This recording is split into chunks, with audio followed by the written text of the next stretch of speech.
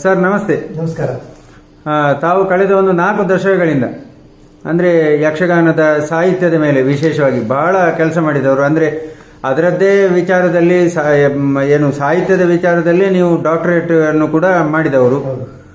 So ಆ ಕಾಲದಲ್ಲಿ ಇಂಥ ಒಂದು ಏನು ಯಕ್ಷಗಾನದ ಸಾಹಿತ್ಯದ ಒಂದು ಪ್ರಾಮುಖ್ಯತೆಯನ್ನ ನೀವು ಏನು ಆ ಥೀಸಿಸಿನ ಮೂಲಕ ನೀವು ಜಗತ್ತಿಗೆ ಸಾರಿದವರು. ಆ ನಂತರವೂ ಅದರ ಬಗ್ಗೆ ಹೆಚ್ಚಿನ ಏನು ಬೆಳವಣಿಗೆ ಆಗಿಲ್ಲದೆ ಇರುವುದು ಅದೊಂದು ದುರಂತ ಅಂತಲೇ ನಾವು ತಿಳ್ಕೊಳ್ಬೇಕಾಗ್ತದೆ.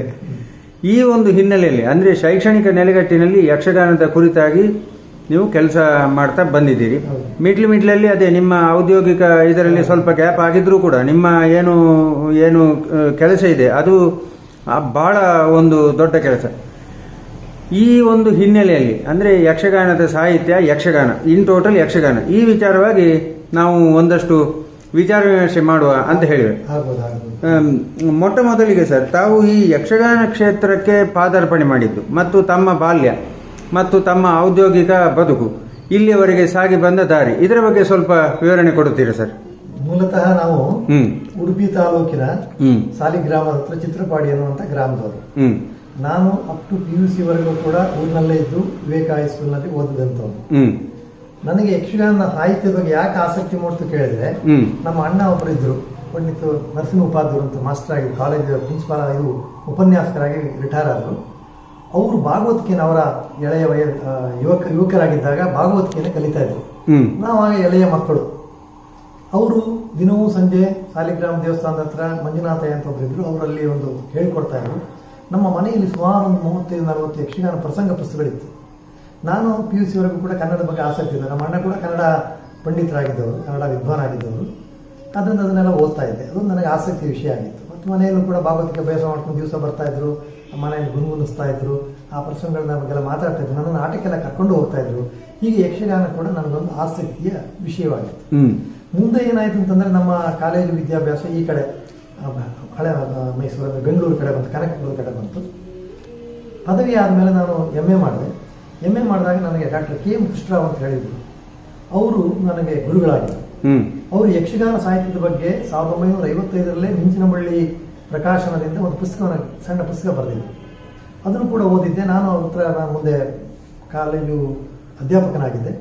ಆಗ ರಿಜಿಸ್ಟ್ರೇಷನ್ PhDಗೆ ರಿಜಿಸ್ಟರ್ ಮಾಡಲಿಕ್ಕೆ ಹೋದೆ. MPhil ಮಾಡಬೇಕಿತ್ತು. MPhil ಕೂಡ ರಿಜಿಸ್ಟರ್ ಎಲ್ಲ ಮಾಡಿದೆ. ಆ ಟೈಮಲ್ಲಿ ಅವ್ರ ಹತ್ರ ಕೇಳಿದೆ, ಸರ್ ನಾನು ಒಂದು ಮಾಡಬೇಕಂತಿದ್ದೀನಿ, ನೀವು ಕರಾವಳಿಯವರು, ಯಕ್ಷಗಾನ ಪ್ರಸಂಗ ಸಾಹಿತ್ಯದ ಬಗ್ಗೆ ಯಾರು ವರ್ಕೆ ಮಾಡಿಲ್ಲ, ಮಾಡ್ಬೋದಲ್ಲ, ನಾನು ಕೂಡ ಯಕ್ಷಗಾನ ಸಾಹಿತ್ಯ ಬರೆದಿದ್ದೀನಿ ಸೂಚನೆ ಕೊಟ್ಟರು. ಅದೇ ರೀತಿ ನಾನು ಯಕ್ಷಗಾನ ಸಾಹಿತ್ಯವನ್ನು ಆಯ್ಕೆ ಮಾಡಿಕೊಂಡೆ. ಮೊದಲಿಗೆ ಯಕ್ಷಗಾನ ಸಾಹಿತ್ಯದ ವಸ್ತು ವೈದ್ಯ ಅಂತ ಬರೀಬೇಕು ಅಂತ ನಮ್ದು ಇದ್ದಿತ್ತು. ಅದ್ರ ಬಗ್ಗೆ ನಾನು ಕಾರಂತ ಹತ್ರ ಮೊದಲಿಗೆ ಹೋಗಿ, ಶಿವರಾಮ್ ಕಾರಂತರ ನಮ್ಮ ಮನೆ ಊರಲ್ಲೇ ಸಹ, ನಮ್ಮದು ಕೂಡ ಸಾಲಿಗ್ರಾಮ, ಸುಹಾಸ್ ಅವ್ರ ಮನೆಗೆ ಹೋಗಿ ಅವ್ರ ಹತ್ರ ಮಾತಾಡಿದೆ. ಅವರು ವಸ್ತು ವೈದ್ಯದ ಬಗ್ಗೆಲ್ಲ ಮಾತಾಡಿಸಿ 1-1.5 ಗಂಟೆ ಮಾತಾಡಿ, ಈ ವಸ್ತು ವೈವಿಧ್ಯ ತಗೊಂಡು ನೀವು ಮಾಡ್ಲಿಕ್ಕೆ ಆಗ್ಲಿಕ್ಕಿಲ್ಲ, ವಿಪರೀತವಾದ ಪ್ರಸಂಗಗಳಿದೆ, ಅವುಗಳನ್ನೆಲ್ಲ ಅಧ್ಯಯನ ಮಾಡೋದೆಲ್ಲ ಬಹಳ ಕಷ್ಟ, ಅದ್ರ ಒಂದು ಸೆಗ್ಮೆಂಟ್ ತಗೊಳ್ಳಿ, ಯಾವ ರಾಮಾಯಣ ಮಹಾಭಾರತ ಈ ಥರ ತಗೊಳ್ಳಿ. ನಾನು ನನ್ನ MPhil ಪದವಿಗೋಸ್ಕರ ಆಗ ಒಂದು ಯೋಚನೆ ಮಾಡಿದೆ, ಇದು ಕಂಪ್ಲೀಟ್ ಅಷ್ಟು ವೈವಿಧ್ಯ ದೊಡ್ಡ ಒಂದು ಸಾಗರದಲ್ಲಿ ಹೋಗಿ ಈಜಾಡೋದು ಕಷ್ಟ, ಅದನ್ನು ಭಾಗ ಮಾಡ್ಕೊಂಡು ಮಾಡೋಣ ಅಂತ ಹೇಳಿ MPhilಗೆ ರಾಮಾಯಣ ಪ್ರಸಂಗಗಳನ್ನು ನಾನು ಅಧ್ಯಯನ ಮಾಡಲಿಕ್ಕೆ ನನ್ನ ಗುರುಗಳ ಹತ್ರ ಹೇಳಿದೆ. ಆಯ್ತು, ಹಾಗೆ ಮಾಡಿ ಅಂತ ಹೇಳಿದ್ರು. ಅದರಲ್ಲೂ ಮತ್ತೊಂದು ನಿರ್ಬಂಧ ಮಾಡ್ಕೊಂಡು, ಏನಂತಂದ್ರೆ ಯಕ್ಷಗಾನ ಸಾಹಿತ್ಯ ಈ ಕಡೆಯೂ ಕೂಡ ಹಳೆ ಮೈಸೂರು ಕಡೆ ಮತ್ತೆ ಈವನ್ ದಾಸ ಸಾಹಿತ್ಯದ ಜೊತೆಯಲ್ಲೇ ಬೆಳೆದಂತಹ ಸಾಹಿತ್ಯ ಅದು. ಕರೆಕ್ಟ್. ಪ್ರಸಂಗ ಸಾಹಿತ್ಯವನ್ನ, ಪ್ರಸಂಗಗಳನ್ನ ಮದ್ದು ಮುನಿಪತಿ ದಾಸರು ಬರೆದಿದ್ದಾರೆ ಅಂತ ನಮ್ಮ ಗುರುಗಳು ಕೂಡ ಹೇಳ್ತಾ ಇದ್ರು. ಅವರು ಹರಿದಾಸ ಸಾಹಿತ್ಯದಲ್ಲಿ ದೊಡ್ಡ ಹೆಸರು ಮಾಡಿದವರು. ಹರಿದಾಸ ಸಾಹಿತ್ಯದಲ್ಲಿ ಡಾಕ್ಟರ್ KM ಕೃಷ್ಣರಾವ್ ಅಂದರೆ ಅತ್ಯಂತ ಹಿರಿಯ ವಿದ್ವಾಂಸರು. ಅವರು ಹೇಳಿದ್ರು, ಮದ್ದು ಮುನಿಪತಿ ದಾಸರು ಮಾಡಿದ್ದಾರೆ, ಬೇಕಾದರ್ಶನ ದಾಸರು ಕೂಡ ಯಕ್ಷಗಾನಗಳು ಬರೆದಿದ್ದಾರೆ, ಹೆಳವನಕಟ್ಟೆ ಗಿರಿಯಮ್ಮ ಬರೆದಿದ್ದಾರೆ. ಹಾಗೆ ಇದೆ ಅನ್ನುವಾಗ ನಾನು ಮತ್ತೆ ಅಲ್ಲಿಗೆ ಪುನಃ ಇನ್ನೊಂದು ಲಿಮಿಟ್ ಮಾಡ್ಕೊಂಡೆ. ಏನಂತಂದ್ರೆ, ನನ್ನ ಓದಿದೆಯಲ್ಲ ಕರಾವಳಿಯಲ್ಲಿ ಪ್ರಚಲಿತವಿರ್ತಕ್ಕಂತಹ ರಾಮಾಯಣ ಪ್ರಸಂಗಗಳ ಬಗ್ಗೆ ನಾನು ಸ್ಟಡಿ ಮಾಡ್ತೀನಿ ಅಂತ ಹೇಳಿ ಸುಮಾರು 37 ಪ್ರಸಂಗಗಳನ್ನು, ರಾಮಾಯಣ ಪ್ರಸಂಗಗಳು ಆ ಕಾಲದಲ್ಲಿ ನನಗೆ ಸಿಕ್ಕಿರ್ತಕ್ಕಂಥ ಹಸ್ತಪ್ರತಿಯಲ್ಲಿ ಕೆಲವು, ಮತ್ತೆ ಮನೋಸಿದ್ಧ ಗ್ರಂಥಾಲಯದವರು ಪ್ರಕಟಿಸಿರತಕ್ಕಂತಹ ಒಂದು ಪ್ರಸಂಗ ಪುಸ್ತಕಗಳನ್ನು ತಗೊಂಡು 37 ಪ್ರಸಂಗಗಳನ್ನು ರಾಮಾಯಣ ಪ್ರಸಂಗಗಳು ಅಂತ ಅಧ್ಯಯನ ಮಾಡಿ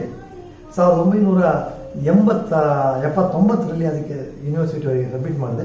ನನಗಂದರೆ 76ರಿಂದ ನನಗೆ ಕೆಲಸ ಸರಿಯಾಗಿರಲಿಲ್ಲ, ಹಾಗಾಗಿ ಅದರಿಂದ MPhil ಆ ಟೈಮಲ್ಲಿ ಮಾಡಿದೆ ನಾನು.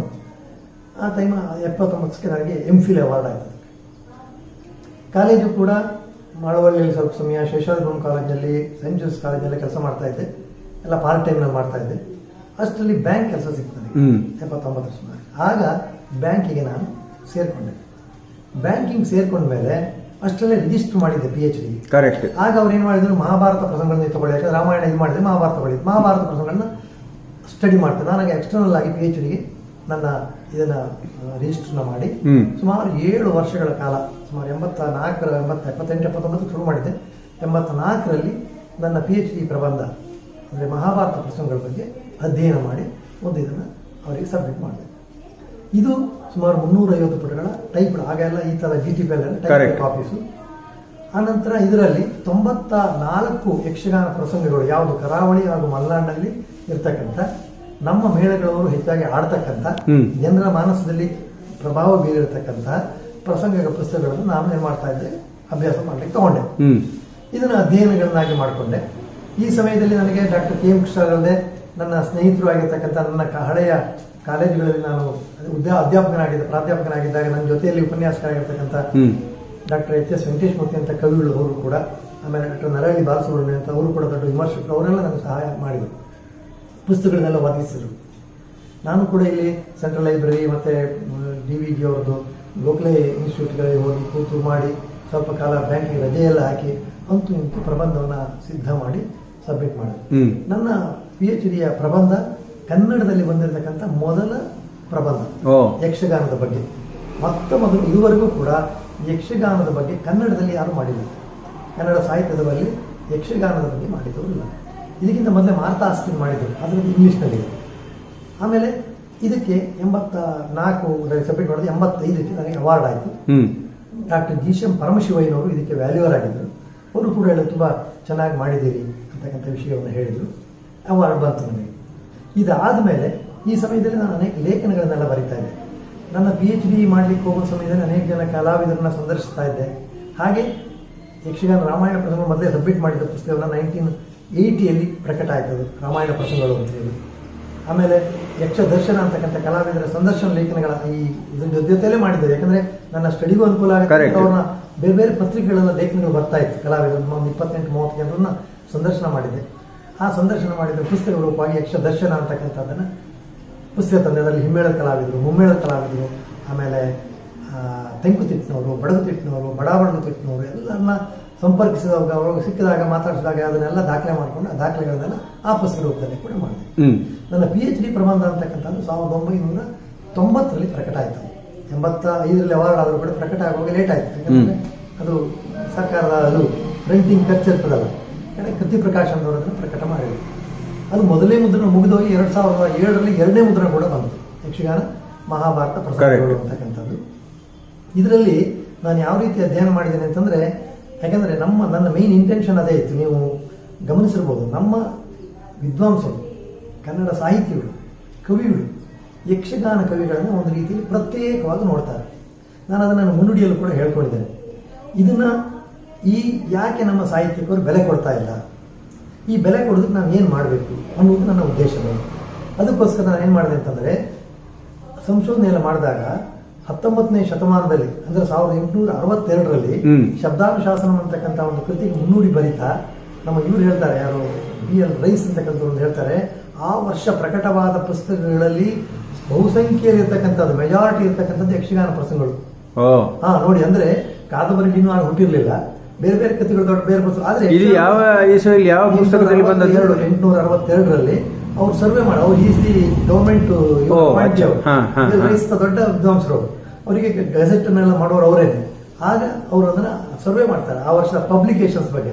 ಈ ಪಬ್ಲಿಕೇಶನ್ಸ್ ನಲ್ಲಿ ಯಕ್ಷಗಾನ ಪ್ರಸಂಗಗಳು ಹೆಚ್ಚು ಬಂದಿದೆ, ಬೇರೆ ಪುಸ್ತಕಗಳು ಅಂದ್ರೆ ಹಾಗೆಲ್ಲ ದೊಡ್ಡ ದೊಡ್ಡ ಕಥೆಗಳು ಬಂದೇ ಇಲ್ಲ. ಅಂದ್ರೆ ಹೌದು, ಅದಂದ್ರೆ ಇಡೀ ಕರ್ನಾಟಕಕ್ಕೆ ಅವರು ಸರ್ವೆ ಮಾಡಿದ್ದ ಅಥವಾ ಹೇಗೆ? ಕನ್ನಡಕ್ಕೆ ಸರ್ವೆ ಮಾಡಿ, ಕನ್ನಡ ಭಾಷೆಗೆ ಸರ್ವೆ ಮಾಡಿ. ಬೆಂಗಳೂರಿನಲ್ಲಿ ಇದ್ದವರು ದೊಡ್ಡ ವಿದ್ವಾಂಸರು BL ರೈಸ್. ಅವ್ರೇನಂದ್ರೆ ಹುಟ್ಟಿದ್ದು ಬೆಂಗಳೂರಿನಲ್ಲಿ, ಬಟ್ ಅವ್ರ ತಂದೆ ಫಾರಿನರ್. ಆಮೇಲೆ ಇಲ್ಲೇ ಇದ್ದುಕೊಂಡು ನಮ್ಮ ಶಾಸನಗಳ ಬಗ್ಗೆ ಅಂತೂ ಸಾಕಷ್ಟು ಕೆಲಸ ಮಾಡಿದವರು. ಹಾಗೆ ಕನ್ನಡದ ಬಗ್ಗೆ ಸಾಕಷ್ಟು ರೆವರೆಂಡ್ ಫಾದರ್ ಕಿಟ್ಟಲ್ ಮತ್ತು BL ರೈಸ್ ಇಬ್ರು ಕೂಡ ನಾವು ಕನ್ನಡಿಗರು ಸದಾ ನೆನಪಿಸಿಕೊಳ್ಬೇಕಾದಂತ ವ್ಯಕ್ತಿಗಳು. ಅವರಿಬ್ರು ಪಾಶ್ಚಾತ್ಯ ವಿದ್ವಾಂಸರು, ಆದ್ರೆ ಅವ್ರು ಕೊಟ್ಟು ಕನ್ನಡ ಕೊಡುಗೆ ವಿಶೇಷವಾದ.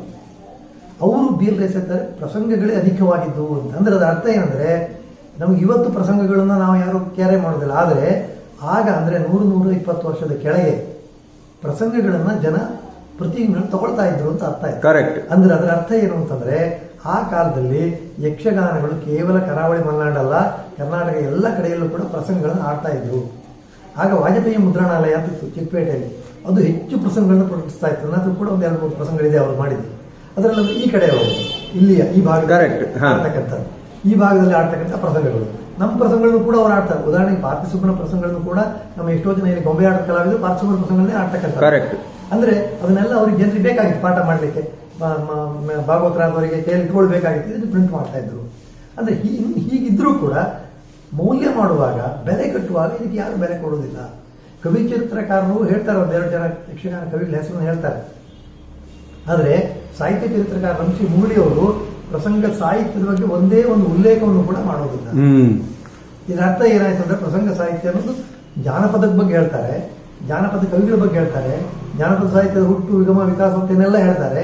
ಆದರೆ ಯಕ್ಷಗಾನ ಪ್ರಸಂಗ ಸಾಹಿತ್ಯ ಇಲ್ಲ, ಯಾತಕ್ಕಿದು ಅಂತಕ್ಕಂಥದ್ದು ನನ್ನ ಮುಖ್ಯ ಕರೆಕ್ಟ್ ಚಿಂತನೆ. ಅಂದ್ರೆ ಆ ಕಡೆ ಜಾನಪದದಲ್ಲೂ ಸೇರಿಸುವುದಿಲ್ಲ, ಈ ಕಡೆ ಇದರಲ್ಲೂ ಸೇರಿಸುವುದಿಲ್ಲ. ನನ್ನ ಸಬ್ಜೆಕ್ಟ್ ನಲ್ಲಿ ಮೈನ್ ನನ್ನ ಉಪಸಂಹಾರದಲ್ಲಿ ಹೇಳಿದ್ದೀನಿ. ಕರೆಕ್ಟ್.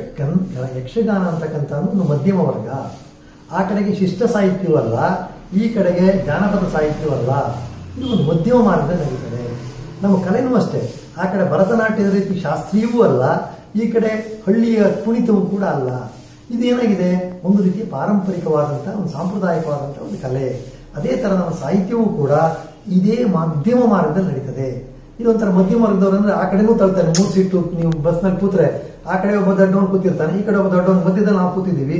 ನಮ್ಮ ಏನಾಗ್ತದೆ, ನಮ್ಗೆ ಇಕ್ಕಟ್ಟಾಗ್ತದೆ. ಈಗ ಅಂದ್ರೆ ಈಗಂತೂ ಜಾನಪದದ ಬಗ್ಗೆ ಸರ್ಕಾರ ಕೊಡ್ತಕ್ಕಂಥ ಗೌರವ, ಸರ್ಕಾರ ಕೊಡ್ತಕ್ಕಂಥ ಒಂದು ಫಂಡ್ಸು ರಿಲೀಸ್ ಮಾಡ್ತಕ್ಕಂಥ, ಮತ್ತೆ ನಾವು ವಿದ್ವಾಂಸಗಳು ಜಾನಪದಕ್ಕೂ ಬೇಕಾದಷ್ಟು ಖರ್ಚು, ಅದಕ್ಕೆ ಒಂದು ಯೂನಿವರ್ಸಿಟಿ ಇದೆ, ಮತ್ತೊಂದು ಖರ್ಚು ಕೂಡ ಮಾಡ್ತಾರೆ. ಆದರೆ ಈ ಕಡೆ ಶಿಷ್ಟ ಸಾಹಿತ್ಯಕ್ಕೂ ಮಾಡ್ತಾರೆ, ಬೇಕಾದಷ್ಟು ಅಕಾಡೆಮಿ ಇದೆ, ಆಮೇಲೆ ಪರಿಷತ್ತು ಬೇರೆ ಇವೆ. ಆದರೆ ನಾವು ಮಧ್ಯದಲ್ಲಿರುವವರಿಗೆ ನಮಗೆ ಬೆಲೆ ಇಲ್ಲ, ಈ ಥರ ಆಗಿದೆ. ಇದನ್ನ ನನ್ನ ಅಧ್ಯಯನದಲ್ಲಿ ನಾನು ಹೇಳಿದ್ದೀನಿ. ಇನ್ನು ನಮ್ಮ ಪ್ರಸಂಗ ಸಾಹಿತ್ಯದ ಇನ್ನೊಂದು ಏನಂತಂದ್ರೆ, ಅವ್ರು ಯಾಕೆ ನಮ್ಮನ್ನ ಇದು ಮಾಡ್ತಂದ್ರೆ, ಸಾಹಿತ್ಯ ಕನ್ನಡ ಸಾಹಿತ್ಯ ವಿಮರ್ಶಕರೆಲ್ಲ ಅವರೆಲ್ಲ ಏನಂದ್ರೆ ಭಾರತೀಯ ಕಾವ್ಯ ವ್ಯವಸ್ಥೆಯನ್ನು ಆಧಾರವಾಗಿಟ್ಕೊಂಡು ಅಥವಾ ಪಾಶ್ಚಾತ್ಯ ವಿಮರ್ಶೆಗಳ ಆಧಾರವಾಗಿಟ್ಕೊಂಡು ಕೃತಿಯನ್ನು ವಿಶ್ಲೇಷಿಸುವರು. ಅದು ಎರಡೂ ಅವರು ಉಪಯೋಗಿಸುವ ಮಾನದಂಡ ಪ್ಯಾರಾಮೀಟರ್ ಇದೆಯಲ್ಲ, ನಮ್ಗೆ ಅದು ಅನ್ವಯ ಆಗುದಿಲ್ಲ. ಕರೆಕ್ಟ್. ಕಾರಣ ಅಲ್ಲಿ ಧ್ವನಿ, ರಸ ಇವೇ ದೊಡ್ಡದು.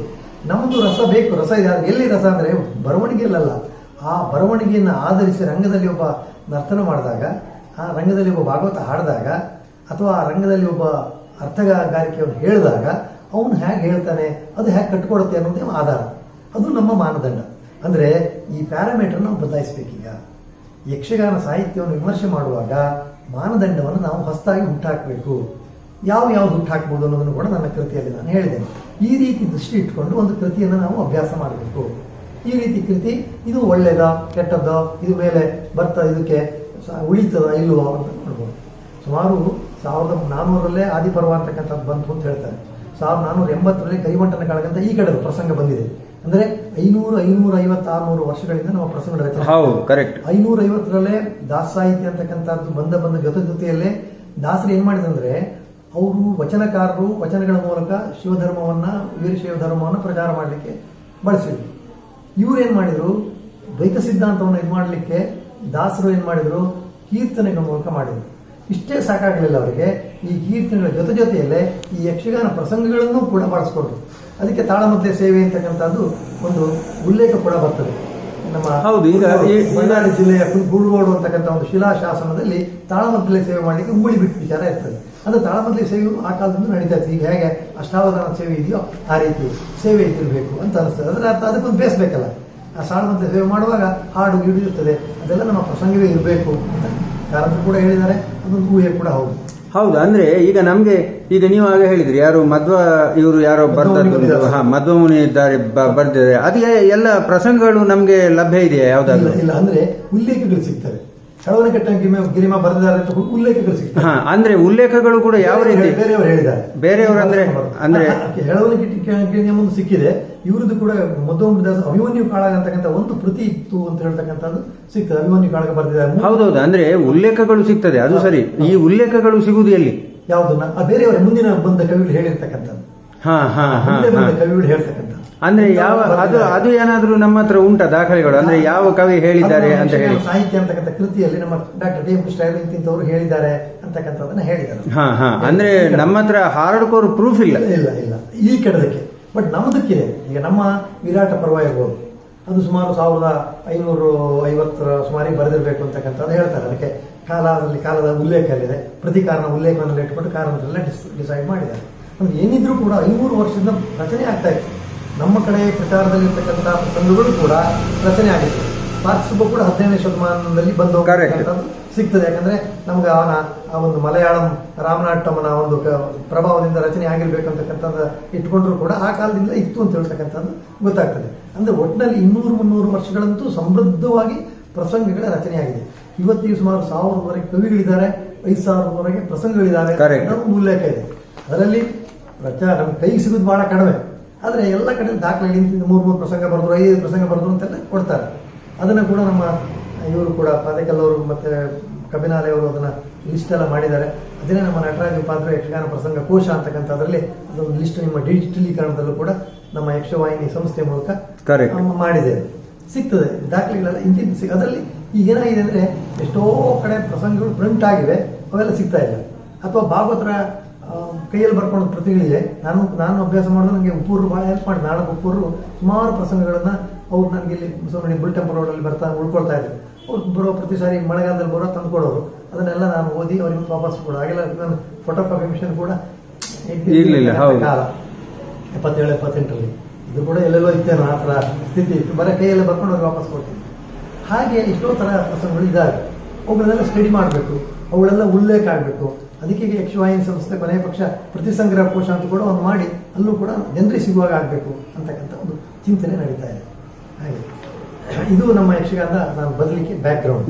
ಇದು ಬಂದ ಮೇಲೆ ಇದಲ್ಲದೆ ಮತ್ತೆ ನಾನು ಆಮೇಲೆ ಕೂಡ ಲೇಖನ ಇತ್ತೀಚೆಗೆ ಆ ನಿವೃತ್ತಿ ನಂತರ ಕೂಡ ಲೇಖನಗಳನ್ನ ಬರೀತಾರೆ. ಬ್ಯಾಂಕ್ ಸೇರಿದೆ. ನಾನು ಕರ್ನಾಟಕ ಬ್ಯಾಂಕ್ನಲ್ಲಿ ಅಧಿಕಾರಿಯಾಗಿ, ಮ್ಯಾನೇಜರ್ ಆಗಿ, ಆಮೇಲೆ ಮುಂದೆ ಹೊರಗಡೆ ಚೀಫ್ ಮ್ಯಾನೇಜರ್ ಆಗಿ, ಕೊನೆಯಲ್ಲಿ ರಿಟೈರ್ ಆಗುವಾಗ ಅಸಿಸ್ಟೆಂಟ್ ಜನರಲ್ ಮ್ಯಾನೇಜರ್ ಆಗಿ ಒಂದು ರೀಜನಲ್ ಹೆಡ್ ಆಗಿ ಸುಮಾರು 65 ಶಾಖೆಗಳಿದ್ದು ಆ ಶಾಖೆಗಳ ಹೆಡ್ ಆಗಿ ನಾನು ಕೊನೆಯಲ್ಲಿ ರಿಟೈರ್ ಆಗಿ ಈಗ ಬೆಂಗಳೂರಿನ ಮತ್ತೆ ನೆಲೆಸಿದ್ದೀನಿ. ಈಗ ಇಲ್ಲಿ ಅವರ ಸಂಪರ್ಕ ಎಲ್ಲ ಇದೆ.